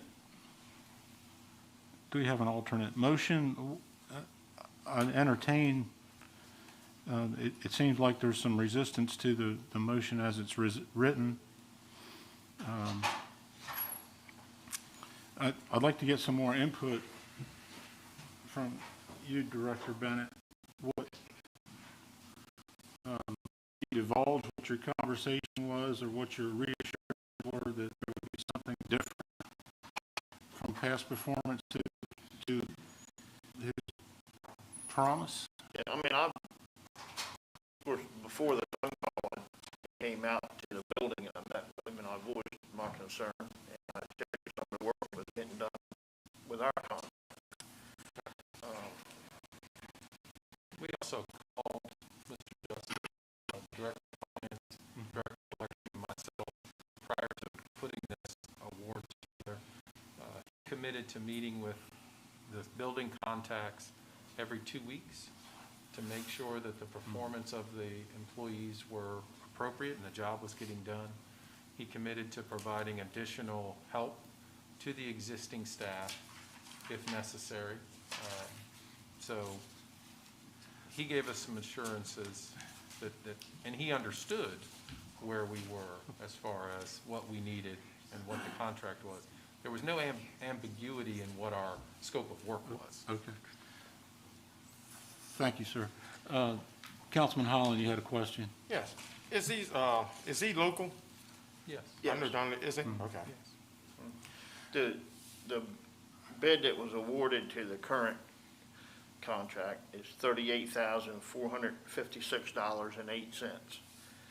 And the bid from RNR this time, and he was lower than that. This was approved actually in April, so it went into April 20th. So he was actually lower than the other bid, I think by a couple $1,000, if memory serves me right. His bid. Yeah, his bid a year ago. But these bids are public knowledge, so he knew the target for the Yeah. existing contract, so he's very close. The other thing that I will mention to the council and thank Director Bennett for is that he made an analysis, he had a conversation, and he has made a recommendation. So in the affirmative for RNR. Can you speak to the performance of the current vendor? Were they deficient? At times they were. We docked their pay several times. Yeah, a couple times we docked, their pay was docked for work that wasn't done. And I'll just add, we did not do any background check or anything on Interstate Premier Services Corporation. I can say they submitted a very nice-looking proposal, very detailed. They have a large company, but they are out of Pennsylvania. So, we did not do our due diligence with that vendor. If you want us to look at that vendor, I would suggest we go back and ask them, how are they going to manage that? Where are the employees coming from? How are you going to manage from Pennsylvania a contract in Seaford? So there would be some due diligence we should go through should the Okay, desire so be what to does go that way. do for our time frame for our current vendor and our services? And what would we have a lapse in service if we? The current vendor committed to getting us to a new vendor in late November, early December. We haven't communicated with him quite a lot on this. We were hoping we would get the changeover scheduled tomorrow, after award. We can certainly reach back to him if council would like us to do our due diligence on Interstate Premier Services Corporation, and bring that back at the next council meeting. I would think we could work it out with the existing vendor for a couple weeks. I would hope we could. That sounds fair. Just a second there, Councilman King, I'll be right with you. Because the current vendor that we have is remote, Yes, sir. so these other two are fairly remote interstates from Pennsylvania, which we'll assume is more than 90 miles away. For administration, they may have local employees, but that's not known. And our current vendor was deficient, but not grossly so, is my understanding. They had satisfactory periods. They weren't grossly deficient every period. We did not move to terminate them. Oh, okay, so it's a voluntary termination, It all is. right. So we can establish that, and my thinking is that if a company was able to perform at a similar value, that a different company that's closer would be able to perform as well or better. So if council is not, I would recommend to council that if time is not of the essence as far as performance and leaving the place in an unsanitary condition, that we table to allow more, a better investigation of the second low bidder and, further investigation of R&R. So if there are no other, I'm sorry, Councilman King, you had a question. I did, yeah. So, thank you, Vice Mayor. So when we look at that number, I'm just curious, we had some honest conversation with the company we currently have, right? So that, with their price, what we're paying for them, and then we're saying, hey, look, you're not getting the work done correctly, now we're gonna start holding some of that back. I wonder if we're honest with ourselves, maybe is that some of the reason that they're saying we don't want the contract anymore? Because to me, when you're looking at these numbers, like I said, these numbers are, to me, I don't see a lot of room for not getting paid or not getting paid in full. So I'm just curious, once again, if You bring up a good point. The vendor could have, he got in here for the 4 to 6 months, he realized what our standards were, and then for the price he bid, he could not fulfill the contract. We didn't have that conversation. He didn't point that out. But the reason I'm asking, some of the reasoning on why they're pulling out to begin with. Sure, I mean. I think that conversation was had. Well, we traded some emails. I mean, what I think Councilman King is describing is almost an exit interview to, Absolutely. determine the good, the bad, and the ugly of the contract and how we can improve. Unfortunately, the way this works, we had to put out our contract, so we didn't have time to massage it based on his input. But I'll say this, I mean, we've had the same cleaning contract for the last, since you've been back with us, 10, 15 years. Yeah, and as Mr. Bennett says, we tweak it occasionally to refine it a little bit. And we've had several different vendors, over the years with the similar contract. They don't come to us and complain, well, you're asking me to do something crazy. Nobody cleans their windows every 2 years. No, most people clean their windows every 2 years and vacuum the floor, weekly. Sure. So, But when you look at that number and you break that down by the week, yeah, that total number by the week, that's not a lot of money.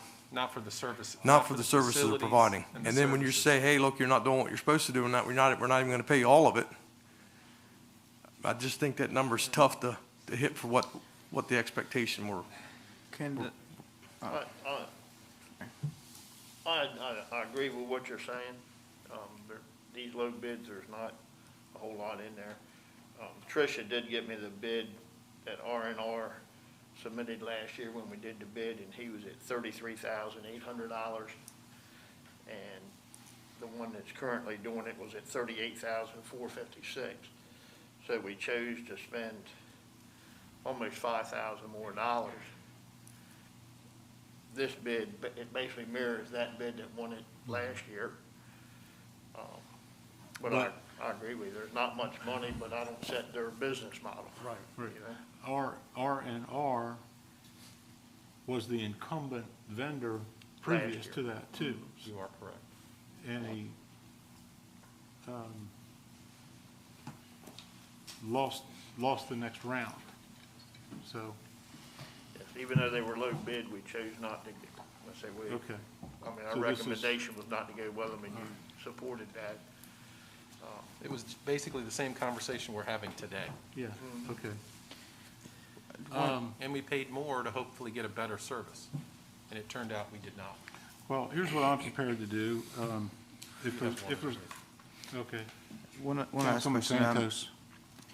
Can you go over the scope of work? How many buildings, they clean, about how many? Yeah, I'm gonna do this off the top of my head. So, police department, city hall, wastewater, utility building, and recreation are the buildings. City hall's every day, police department's every day. Mr. Bennett's building is twice a week. Twice a week, Tuesday and Thursday. Wastewater is twice a week, Mr. Mears? And then recreation, I believe, is? Once a week. Once a week. So it varies, and the services kind of vary based on those buildings. You know, the highest level of service is gonna be at the police department, and it's gonna be at we actually have the scope of work. It's gonna be here because it's the frequency. But just to give you an idea, there's a checklist there. It goes through the checklist is several pages. And there's one for each facility, which Mr. Bennett mentioned. So, you know, we've laid it out. So here's everything that needs to be done at the location at Parks and Rec office. And it checks on Monday that you did all these issues. You know, clean and sanitize all fixtures, refresh paper goods, wet mop meeting room. When we go down cleaning surfaces of tables and, you know, we've gotten to that point. There should be no argument about the scope of work that the city of Seaford requires for cleaning. It's just, as Director Bennett said, some things sometimes were checked that they were done and they were not done. And we would have that discussion. Yes, sir. And in the bid, and I don't know, I think that's the bid package, but when they send in their bid, I mean, what you see here, the $38,480 is the bid for the city. They actually bid each building, Yes, individually. and That's a cumulative number for each Yes. building. You're correct. so if you look for the current contractor right now, City Hall is $227.55 a week to come in here 5 nights. The utility building for 2 nights is $91.02. Police station is $341.33. Recreation is $34.13. Wastewater is $45.51, and there's actually, I believe, there's 2 buildings at wastewater that cleans. They're not large buildings, but they're actually 2 separate buildings. You know, so that totaled up to the $38,456.08 for the year. All right. So going back to Mr. King's comment, that isn't much money in there every time. You know, they have to have insurance, pay the person to come clean, and have a little bit of profit. And, you know, I There's think. no room not to get paid. And I think, just to be honest, in this changeover, what happened by the circumstances, the vendor changed, but the staff did not. So the new vendor hired the existing staff, is what happened. You know, our cleaner stayed the same. You got the same result. Management is an issue, and again, as he stated, he couldn't be here every day. He was in I think he was in Dover. Dover. So that was his issue. He was long distance, and management became an issue for him. Well, at the risk of not solving anything, and Mr. Director, I do respect your recommendation. However, I think there's unanswered questions, and I think we need more time. If there are no other questions, I'm prepared to make a motion to table. Or, not table, but postpone this order of business. So if there's no further questions, then I will make a motion to postpone this order of business for further investigation of the second low bidder, and to allow other questions. It seems that Councilman Santos had wanted to review the RFP document. Can it be more than just the second low bidder? Can we get some information on, I'm not saying maybe all of the bidders, but is it possible to get more information other than just the person? Is it possible to get two other vendors? I think the way the bid, I mean, the city reserves the right to reject any and all bids. We do. So, I think that, I mean, we've already rejected the recommendation of the director. I think out of deference, we need to lean on his experience if he's administrating this contract, that we at least offer the next low bidder the option, because if we open it up to everybody, we might as well just rebid the whole thing. We just might as well reject everything and rebid. And what that does is it extends the amount of time that we're without a vendor. So, I don't know if that answers your question or not, but. Not really. And I think if we contact Interstate Premier and talk to them, check all their references, talk to their people, ask him, is he gonna have a problem managing? And maybe he has crews in Sussex County already working, I mean, we don't know. But if we talk to him and we're not comfortable with his answers, we can always go to the next level and ask those same questions, you know, and then bring it back to mayor and council. Well, I would, okay. Councilman Santos.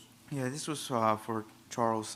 When you're getting information from Interstate Premier Services, can you figure out how much staff he's going to have so we Yeah, can it's in compare his that? proposal. Oh, it is? It's a large company. I recall 1,200 people total in their company. It's a very large company. Wow. As Bill said, as Mr. Bennett said, of that 1,200, and when their management offices are in Pennsylvania, what we really need to find out is how many employees are local, what is your management structure in Sussex County, in Delaware. So we need to ask some more probative questions. They did give us a company overview. It's a very large company. I guess my question was maybe not so how many employees they have for the whole company, but how many are going to be Right. here? How many can we So we can expect to compare service them? with R&R and see if that's maybe part of the issue, or, yeah. Yeah, we'll go through our normal due diligence with the next vendor. I would suggest we bring it back on the 25th, because these bids are perishable. I think we're okay with, I was looking for it real quick, but I think we asked the vendors to hold this price for 30 days. So I think we'll be okay, but we do run the risk if we go much past the 25th to have to rebid, which. And I want to be perfectly clear too, I respect Mr. Bennett's opinion. absolutely. And if you've had the conversation with the R&R and they say, look, we're committed to delivering a better result.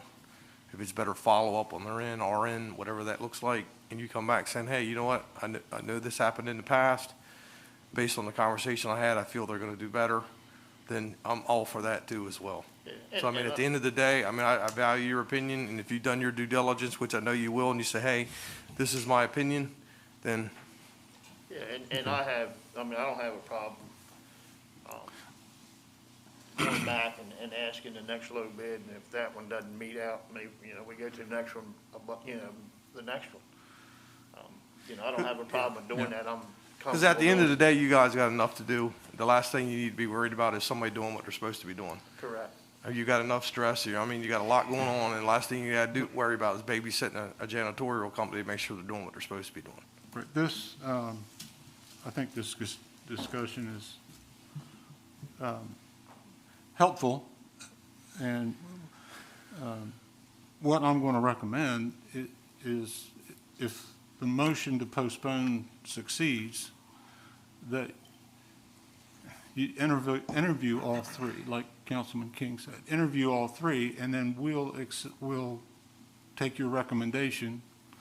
My preference would be to save the taxpayers' dollars and take the next low bid if the low bidder can't perform.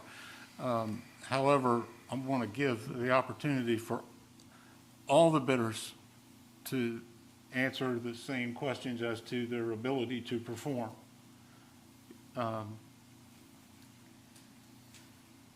So I'm not asking you to recreate the interview, you would just have to spend more time with the three remaining vendors. Right. So are there any other questions? If there are not, I would like to make a motion to postpone this order of business until interviews can be made and we can bring it back for business on the next meeting. So we have a motion on the floor. Councilman King, I'll second your motion. Okay, so Henderson and King, thank you, Councilman King. Yes, sir, you're welcome. So is there any other discussion? So then I'll take the yeas and nays. Councilman Henderson, yes to postpone. Councilman King? Yes, to postpone. Councilman McCoy? Yes.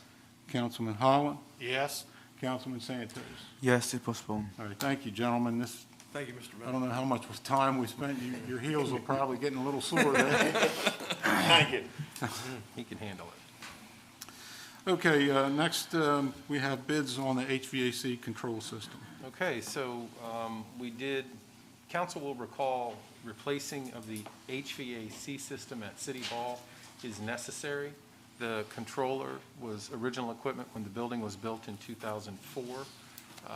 We are starting to lose control of some of the units. There's 7 different air conditioning units here and 1 heat unit. So last year, during the budget process, we budgeted $25,000 for a replacement.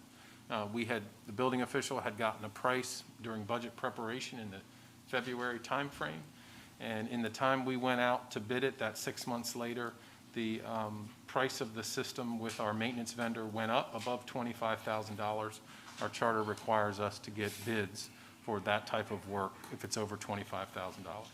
So we did put together a bid specification, published it, received 2 bids, one from National HVAC Service in the amount of $28,999, and Castro's General Construction LLC in the amount of $27,000 even. The vendors bid the exact same system, a Pelican system. Never have we worked with Castro's General Construction. We have a lot of experience with National HVAC. So we did request some references from the vendor. Did reach out to 2 references that were provided. They gave him very good references. So after reviewing his submittals and contacting his references, we would like to recommend City Council award the bid for the HVA control services for City Hall to Castro's General Construction. Thank you, Mr. City Manager. Are there any questions? Looks like everybody's exhausted. Mr. Stewart is, I know. If there are no questions, I'll receive a motion. Mr. Vice Mayor, I make a motion to set the bid for Castro's General Construction LLC an amount of $27,000 for the replacement of City Hall HVAC control system as presented. Thank you, Councilman Holland. Motion's on the floor. Do I have a second? I'll second. Thank you, Councilman McCoy. Any other questions on the motion? If not, I'll call on the yeas and nays. Councilman Holland? Aye. Councilman McCoy? Aye. Councilman Santos. Aye. Councilman Henderson, aye. And Councilman King. Aye. Thank you.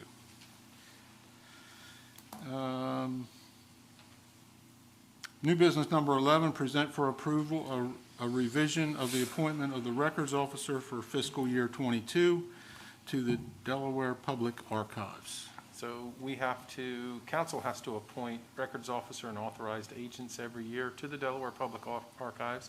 And since we have had a change in our city clerk position, included in your package is that notification draft. The only change to that is that we are putting our records officer, the change there would be appointing Ashley Heineke to the city clerk to that position. Charles Anderson, Tricia Newcomer, and June Merritt that are authorized agents remain exactly the same as what council has seen before. Certainly, we will answer any questions council might have. Are there any questions?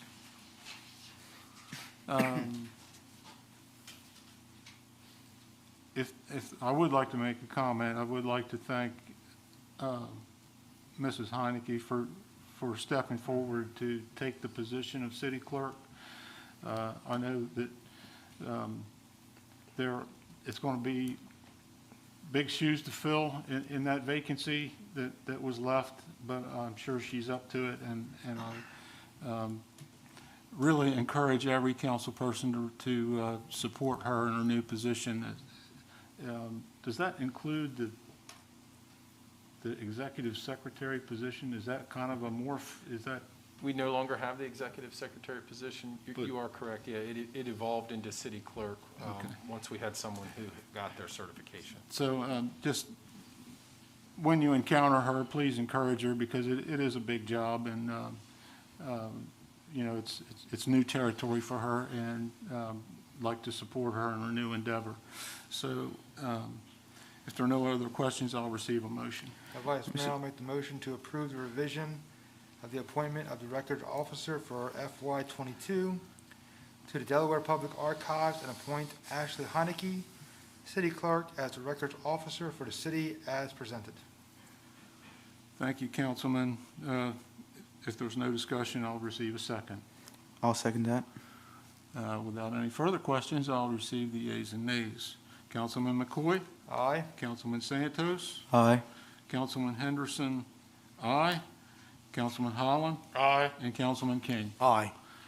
Thank you very much. We wish her all the best. And for old business, I'm licking my fingers through my mask.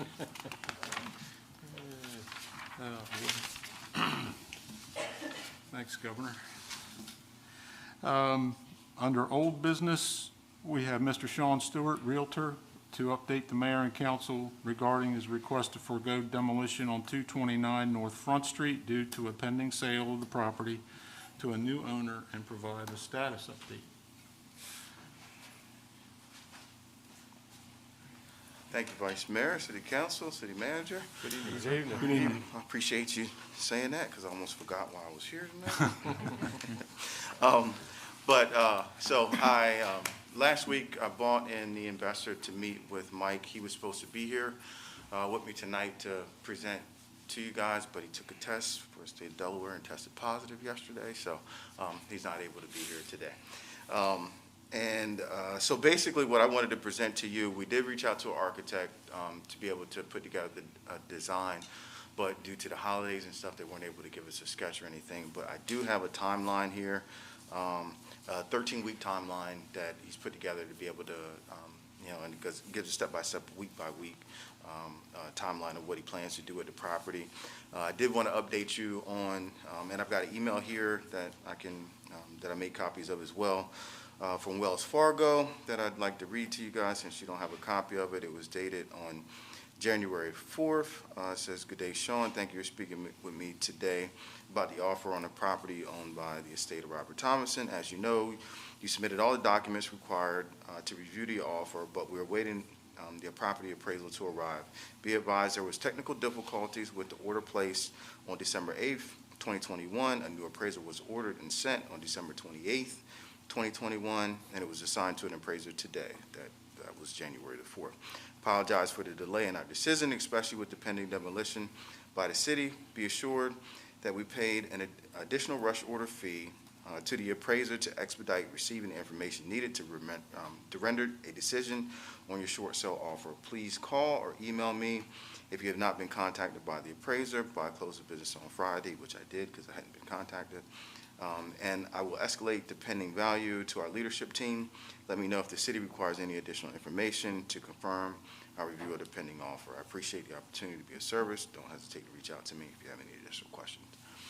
So that is where we are with the sale. I don't have any control over that part of it, but she did leave her direct contact information in case the city of Seaford wanted to contact them just to verify the email that she sent over to us. The plans right now, once it is closed, once that short sale is approved, we should be able to close in 15 to 20 days. And construction materials are already being ordered in anticipation of that. And the total phase is estimated to be about 13 weeks. So, would you go over the appraisal, that you don't have the appraisal in hand by Friday, as of Friday? As of Friday, I was supposed to be contacted by an appraiser. They paid a rush order on the 4th. Actually, they sent an appraisal order on the 28th. And it was assigned to an appraiser on January 4th. She said if I wasn't contacted by the 7th, which was last Friday, to reach out to her so that she could escalate it to her upper management to make sure that I was getting contact with, which I did, and I'm waiting in contact. Okay. I'll open it up to questions. Councilman King? Thank you, Mr. Bites, Mayor.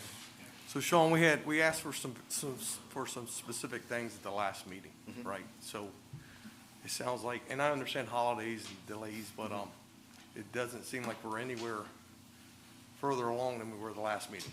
Yeah, well, as far as as far as the timeline and actual deliverables, we put together a timeline as far as 13 weeks. We did reach out to, as requested by City Council, you guys wanted to have an architect to be able to give you a design. We did reach out to an architect. They unfortunately did not provide the schematics that we requested in the time that we needed. Most of that delay was due to the holiday season and them being backed up on work, but that is something that we're working on as far as the short sale process. We're kind of, the best that I could get. If anybody's in real estate, a short sale is anything but short, but to be able to get this kind of documentation in writing from a short sale negotiator is not heard of. No, and I understand that, and I respect that, but then on the other hand, they need to realize this property's scheduled for demo, right? If we vote yes tonight, it's demo, right? Right. And so I guess everything's still pending the appraisal. They made an offer, bank's saying, hey, look, if I understand you correctly, we're still not for sure if we're even going to accept that offer, right? So now they want to get an appraiser to come in and say, this is what their property appraises for, to kind of validate your offer. That's the whole purpose of an appraisal, right? Yeah. And to kind of put some value to the property. Yeah. So what happens if they say, hey, your offer's too low, we don't want it? She can't put it in writing, but that is definitely not what they want to do. Just her noting in the email that they know a pending demolition is done. They do not want a vacant piece of property. But when you're dealing with, it's a FHA loan, so it's a federally backed loan. In order to get a short sale done, there are certain check boxes that have to be checked by the loan servicing company, and the appraisal is part of that process. So I can't say 100%. Nothing's 100%, but they plan on approving the short sale. But that's why she's apologizing about the technical difficulties on that. And with that being said, I get the architectural design, but can you talk a little bit? You've had conversations with the potential owner, conversations with Mr. Bailey. So what does that look like? So we know what the existing property looks like. Can you talk a little bit about what the renovation involves, what the end result is? Can you talk a little bit about what that looks like? So the end result is pretty much on the interior, a brand new looking home. So you're gonna have new studs, they're gonna gut it? Yeah, so it's a demo. It's replace the roof, replace the exterior windows, replace take away the framing that's on the porch, reframe some of the rooms in the house, redo the plumbing, redo the electrical. When we talk to Mike, because it's a duplex, it'll be upstairs and downstairs. Provide a fire-rated ceiling and downstairs that will meet fire marshal code for a duplex that has an upstairs and downstairs.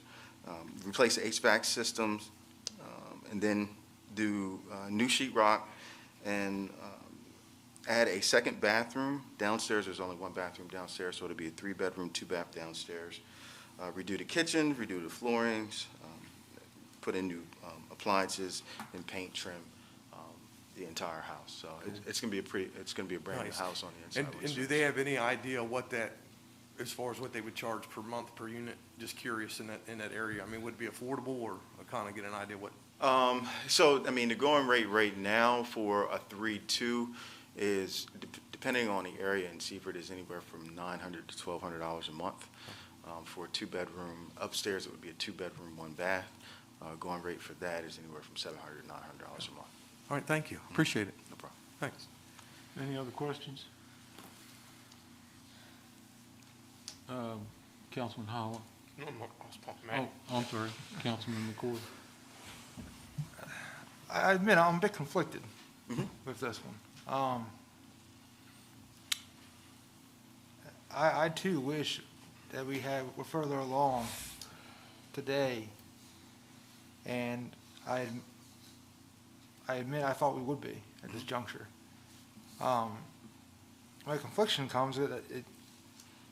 You seem to be very confident in this process, and you seem that it's going to come out a good outcome here. If we forego demolition, to what end? To 2 weeks from now, a month from now? What timeline, or is there any way for you to give us, in your dealings here, what you think we can expect? Right.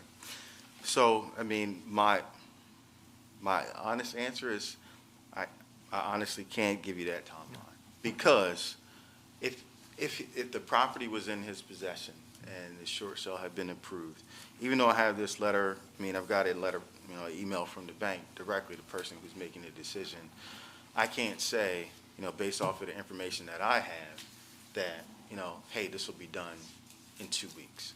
What I can say is, from the time that the property's in possession, that you can see, that you would be able to see a dramatic change in that area within a matter of a month.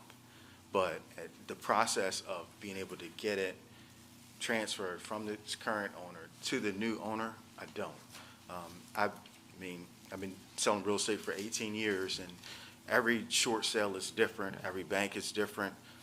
And to be able to get the information that I have in writing from them is something that I haven't gotten before. And the reason that I got that information is because they know that it's a demolition that's proposed on the property. And they just don't want to be an owner of a property that has a $125,000 loan on it, and then it would be just a vacant lot. They're going to foreclose on it, or it's going to get foreclosed on, and then it's just going to be sitting there. Understood. As a vacant lot. One more if I could. Councilman McCoy? This is for our city manager. If you could refresh our memory, if this property was to be demolished, what options are there for that property beyond demolition? For the city, there really aren't, that's our only tool in our toolkit. What we do is we make an inspection. If there are issues, we notify the property owner, and if they're not addressed, we issue a condemnation order, and then we follow up with demolition.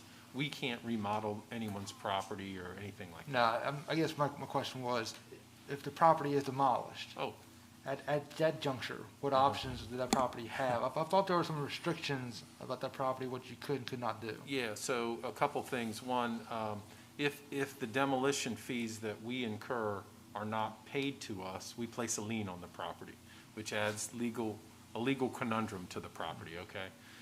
So if that's cleared up and it's a lot, the property is zoned commercial, C1 actually. So they could build something commercial on the first floor. I believe they're allowed to do residential on the second floor. The property owner could come, and we just had one a few days ago at Board of Adjustment, and ask for a variance to build a house. So theoretically, they could build back something residentially on that property, but it's not a permitted use. They would need a variance. I hope that helps you. It does.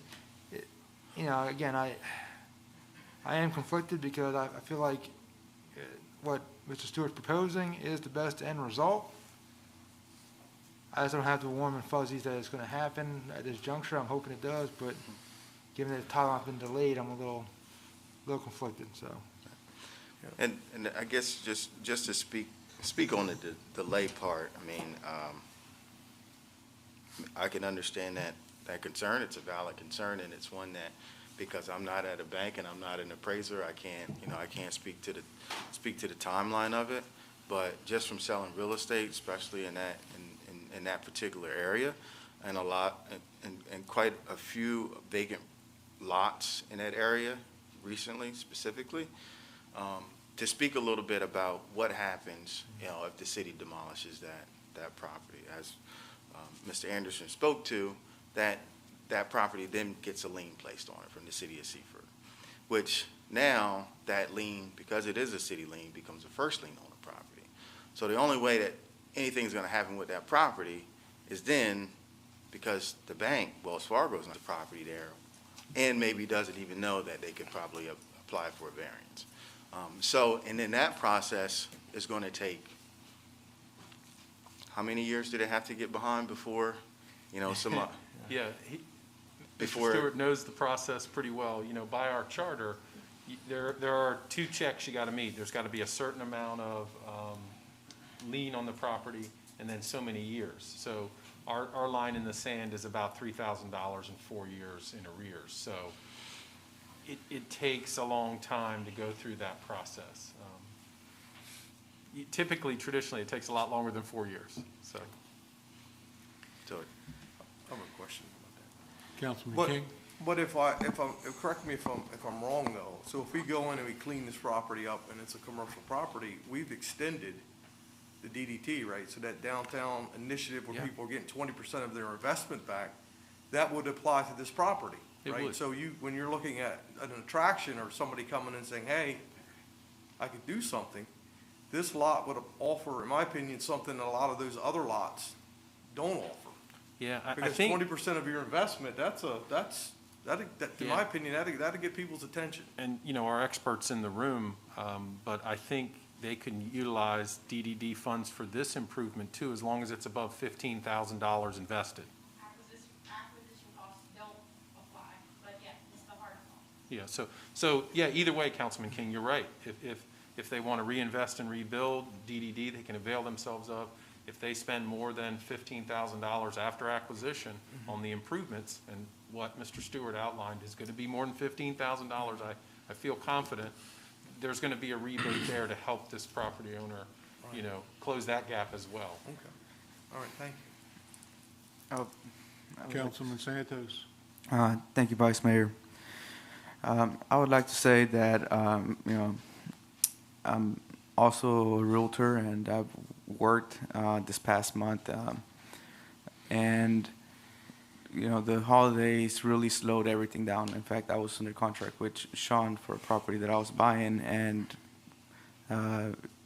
we were going to settle at the beginning of December, and we ended up settling early January.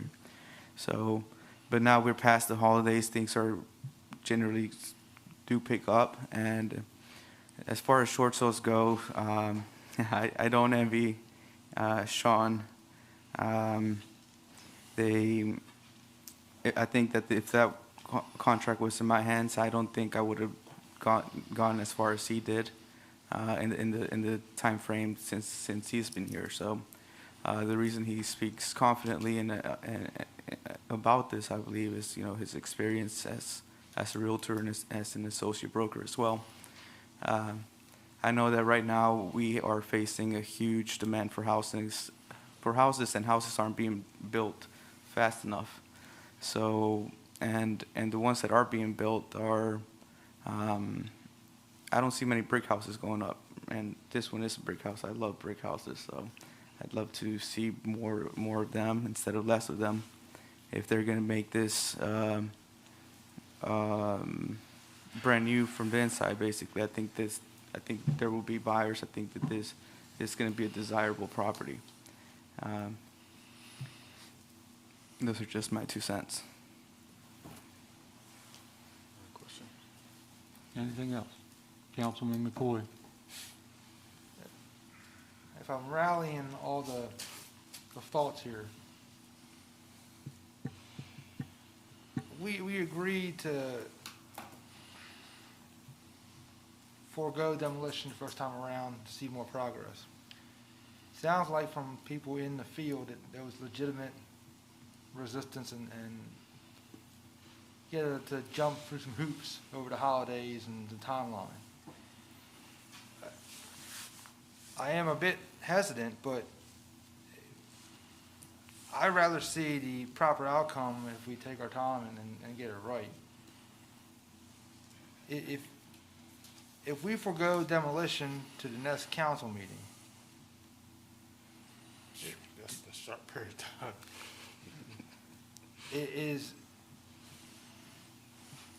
would that give the gentleman an opportunity to come and visit with us and maybe see some more progress? Would he be willing to come through at that juncture? Oh, I mean, the only reason he's not here is because he's tested Yeah, positive for okay. COVID, yeah. That's a good thing. Yeah. Yeah. So, Thank you. And that was, I mean, the results just came in yesterday. Yeah. so. But on the flip side of that, we don't have a timeline. well, actually, we can make one. We have a demolition bid that is good until February 7th. And council meets 25th? February 8th. February 8th. Ah, So the next opportunity to make a decision is on the 25th. That's really the line in the sand. And what this does offer, if we go ahead and postpone or give an extension for the next 2 weeks, it gives our building official an opportunity to review the 13-week plan and provide a recommendation to council. It also provides the appraiser and the bank 2 weeks. And, we can be your cheerleaders, Mr. Stewart, but, at some point, we're going to lose the bid. Right. And that is, that's important. So, I, taking the temperature of the council, I understand. So I would, first off, are there any other questions? Mr. McCoy? It's more of a point of order as far as procedure. If a councilman wants to make the motion to approve, to forego the demolition, and we are eyeballing the 25th, do we need to include that date in the motion as far as when we are going to forego or postpone? I would make a recommendation that a motion to postpone have the date for the next business. Thank you. Yes. So, I have one. Is it Councilman possible to King. hear from our building official, Mike Bailey, and can we talk a little bit about the conversation you've had with the potential owner and what that looks like, your feelings? Can you just share some opinion and wisdom?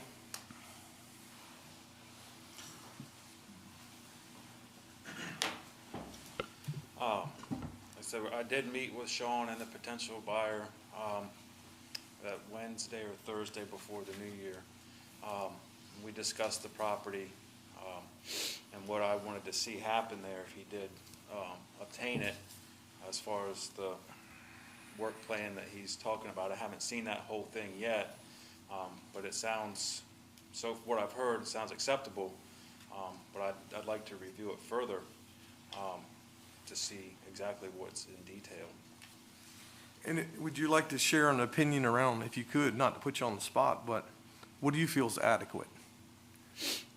Doing it for a living and working with those type of things, what do you feel is adequate? Yeah, I think maybe giving them the 2 weeks to see what the bank comes back with, to give them all the opportunity that they can. I'd rather see it be turned around as a new duplex, basically. It's for what it's going to be after he's done with it. Because as I've seen other properties that we've tore down on Front Street, nothing's happened in 2 or 3 years. You know, they're just sitting on it. We're probably cutting grass on some of them still. And this is I think the best route for maintaining this property, keeping the tax base up and making it a home for 2 decent families, hopefully. Thank you. Appreciate it. So I'll be right with you. So, yeah, Councilman King, I think he hasn't even had an opportunity to look at the 13-week plan, which is just developed. So I think it's only, I know that Mr. Bailey kind of has to hedge his bets because he can't make a judgment on a plan he hasn't seen. Right. But I do respect his opinion, as I stated prior. At the prior meeting, that the buildings is better use. It's better used as having 2 families in it than it was as a crack house or a vacant lot. So, and I think it would be based on Mr. Bailey's input that there are several lots there that we've been dealing with, and so redevelopment might not be as fast as rehabbing a building. So,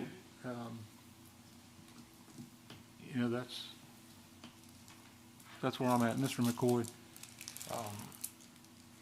With your permission, I'm prepared to make a motion. If there's no further discussion, then I'll receive a motion. Mr. Vice Mayor, I'll make the motion to approve the request from Sean Stewart, Realtor, to forego demolition of 229 North Front Street due to a pending sale of the property to a new owner until our next city council meeting on Tuesday, January 25th, as presented.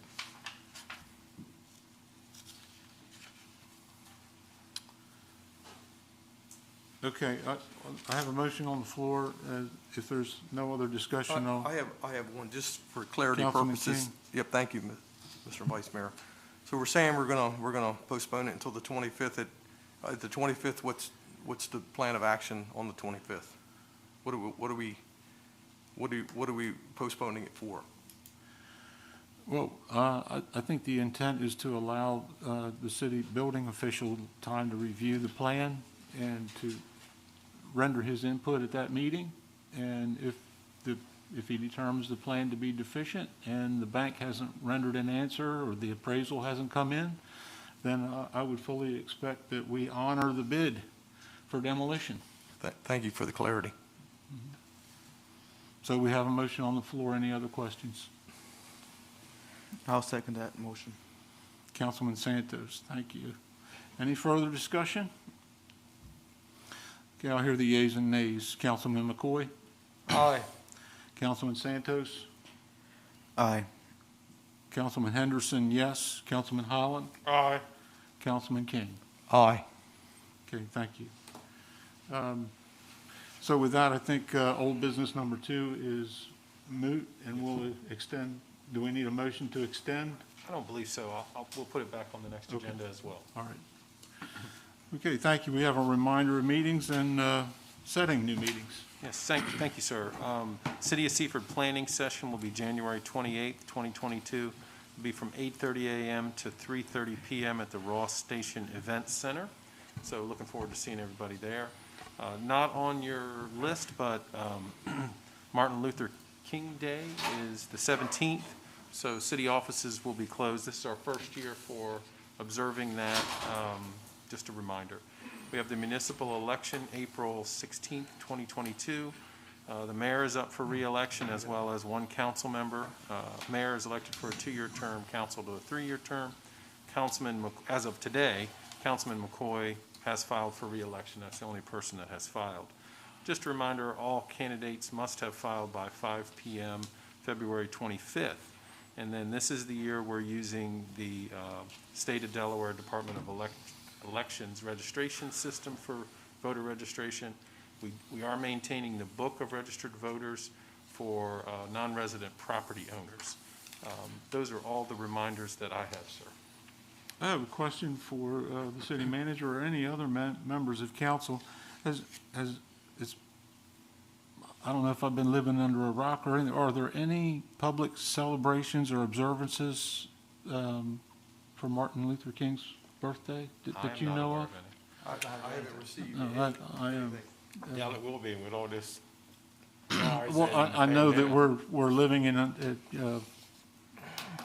don't want to say unprecedented times, but times that we haven't seen in our lifetimes. I will say, and I apologize, Vice Mayor, but the Seaford Volunteer Fire Department banquet has been postponed as well. We got notice of that today, so we did send an email out to everybody. I did receive late notice of that, so thank you for that reminder as well.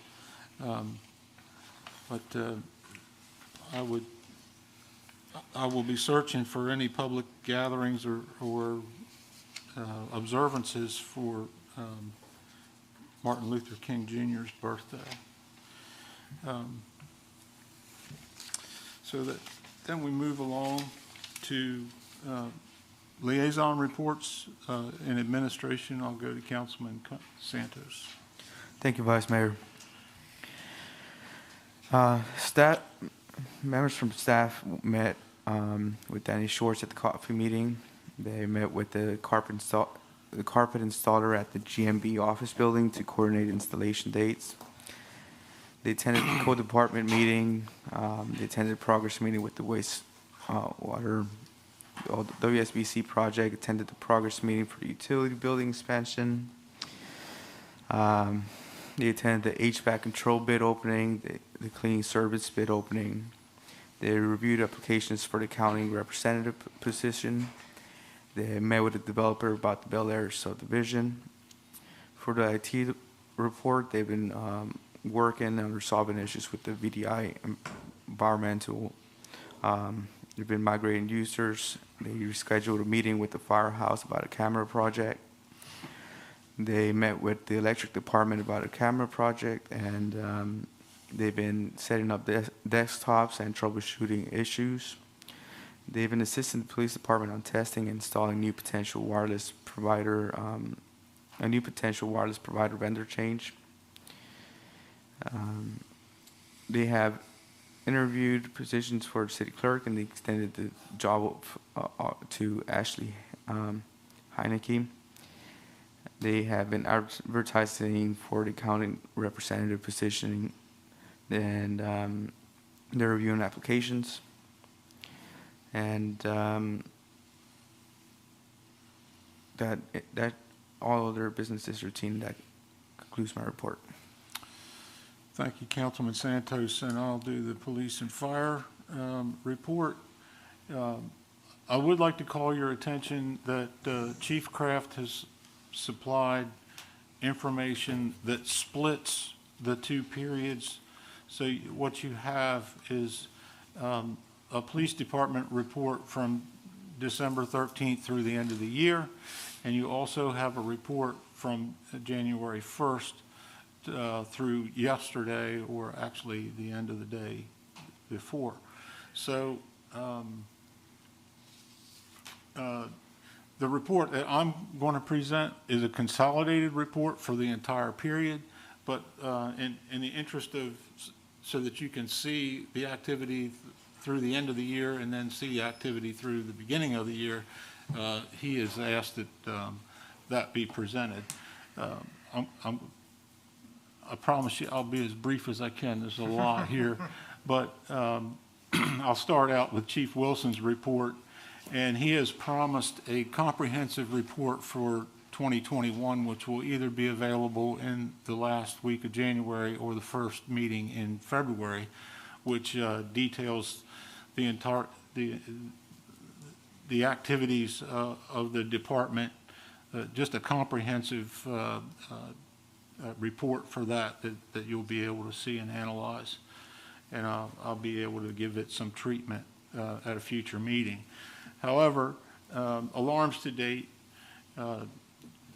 which was through January 10th at about 1,000 hours, fire calls are 34 to date, for an average of 3.4 calls per day, 94 calls for December of 2021, for an average of 3.0 calls in December. In EMS, there was 104 calls to date for 2022, and an average of 10.8 for the period.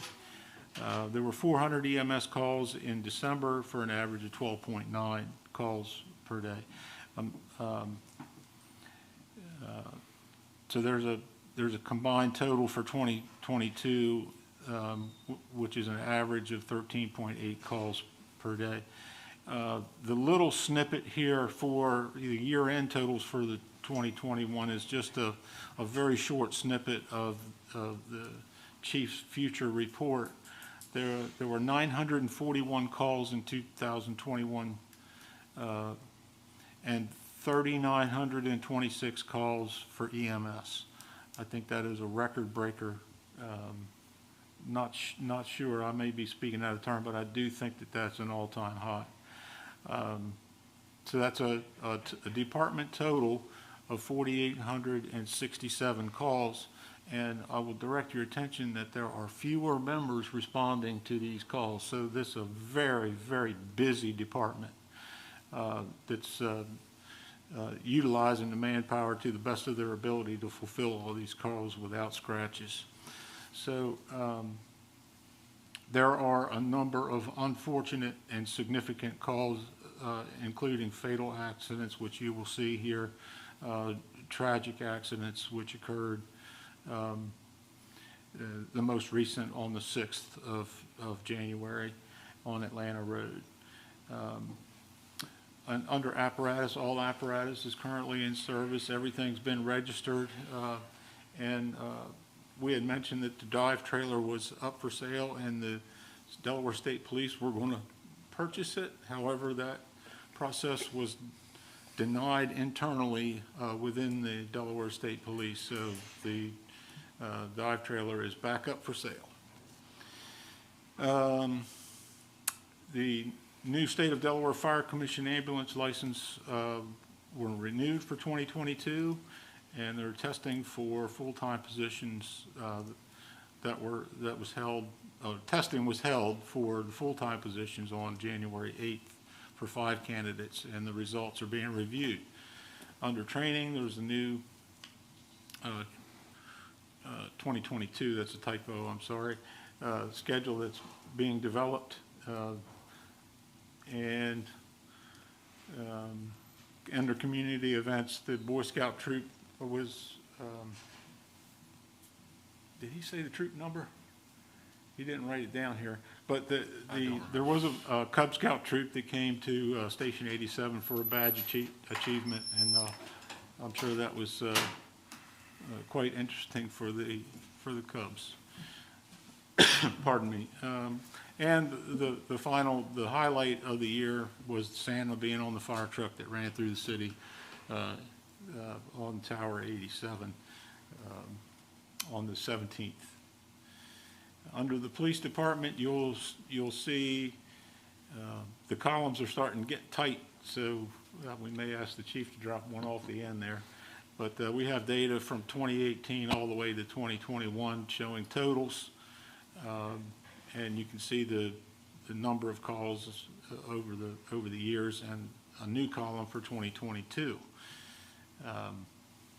Under criminal, there were 385 total complaints, 26 felonies and 65 misdemeanors, 15 violations to civil, and 277 in the other category, and I need to talk to the chief about what other means. I'm not entirely sure about that. With a 90% clearance rate, which is outstanding by any measure, but outstanding for a short-staffed criminal investigation division. Under additional crime data below on the bottom of page 3, you'll see that there were 40 complaints consisting of assault, aggravated assault, burglary, larceny, forgery, kidnapping, and robbery, which 50% of these have been closed, which is another excellent measure over the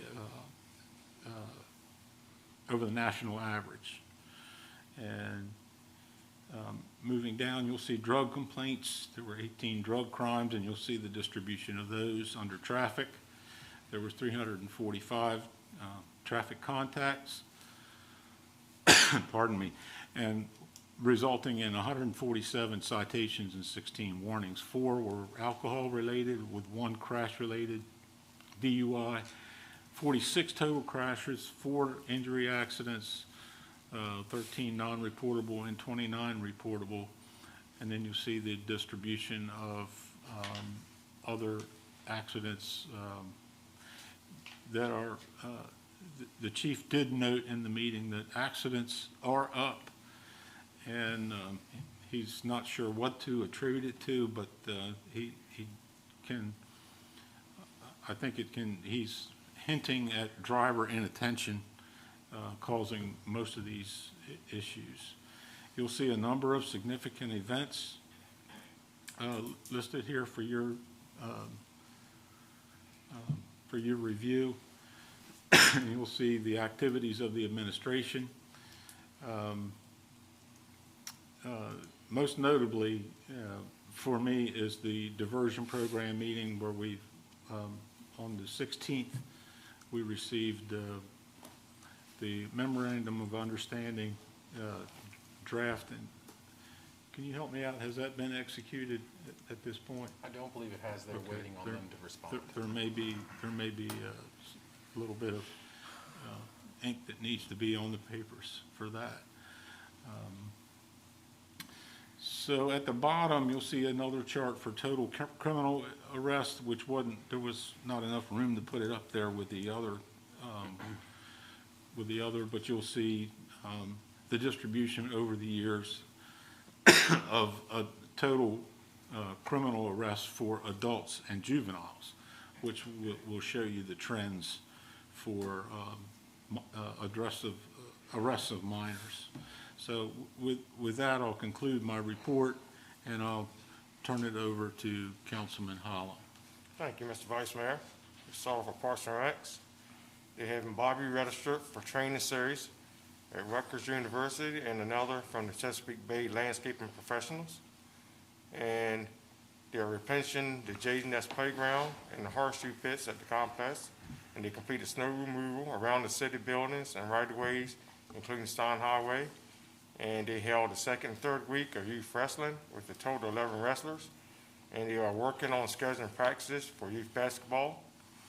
And they are beginning researching and getting quotes to prepare for the upcoming FY23 budget. And that concludes my report for Parks and Rec. We'll switch over to code. The framing of the first 2 buildings are nearly complete at Melanie's Ridge.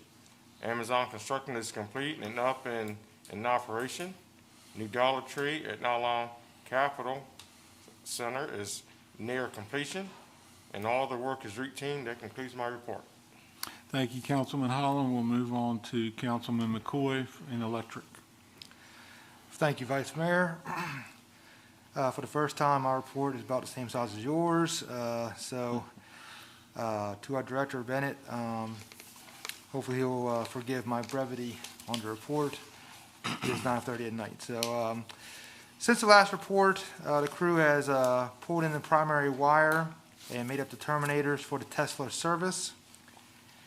Set the transformer and pulled the primary wire at Tesla, waiting on the service agreement to energize the transformer. They also responded to the Montessori school for reported no power. It was their main breaker inside. The director had his traditional director's meeting, council liaison meeting, and staff meeting. He had 2 demos of new locators as well. He also completed Dylan Calloway's 5-month evaluation and sent it off to our city manager. He also worked on the FY23 budget as well. Over the course of the next few weeks, the goals are to take down the Christmas lights, continue changing the lights on Sussex Highway to LED, and work on the primary service to the residents at River Place Building Number 3. Got a few highlights from 2021. Again, I'll be brief, but the electric department does so much in our city. I want to highlight some of the major events. The Western Sussex Business Campus, for one, did a great job out there. Sunrise Motel, 7-Eleven, AUI Building, Bel Air Multifamily. They completed the splicing of the fiber optic extension on Sussex Highway. The East Park Business Center, Herring Run Professional Park, Wawa, Muirfield 1 Phase 2B, the Tesla I mentioned earlier, the Dollar Tree. There's so many things, and there's so many more in this report. I highly recommend checking it out. But the Amazon development. And last but not least, the infrastructure additions and improvements. He gave me a few stats here. Added 1,000 linear feet of underground wire and 2 single-phase sectionalized cabinets, 4 new 3-phase sectionalized cabinets, and 30 single-phase pad mount transformers, and 123 new meters.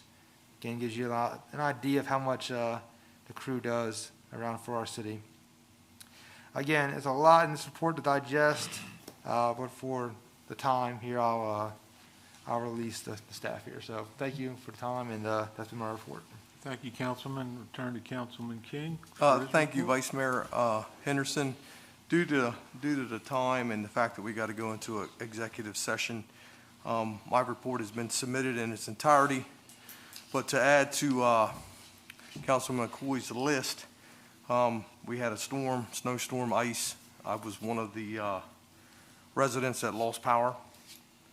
And so hats off, I mean, for the men and women of the city. I mean, in Public Works Department, out getting the roads cleaned up. Quick turnaround, people coming in on days off, short-staffed. Electric Department, Public Works, just the entire city. I just want to say a big thank you for getting us through that. We really do truly appreciate it. And with that, Vice Mayor Henderson, that concludes my report. Thank you, Councilman King. It is, I don't believe there's any further business. We're going to go ahead and close this meeting. Do I need a motion? You do, sir. Need a motion to close this meeting to go into an executive session. So moved. Who was that? Okay, Councilman King. There's one. That was Do I have a second? Councilman McCoy seconds. All in favor? Aye. Aye. It's that time, man. It's that time. So it's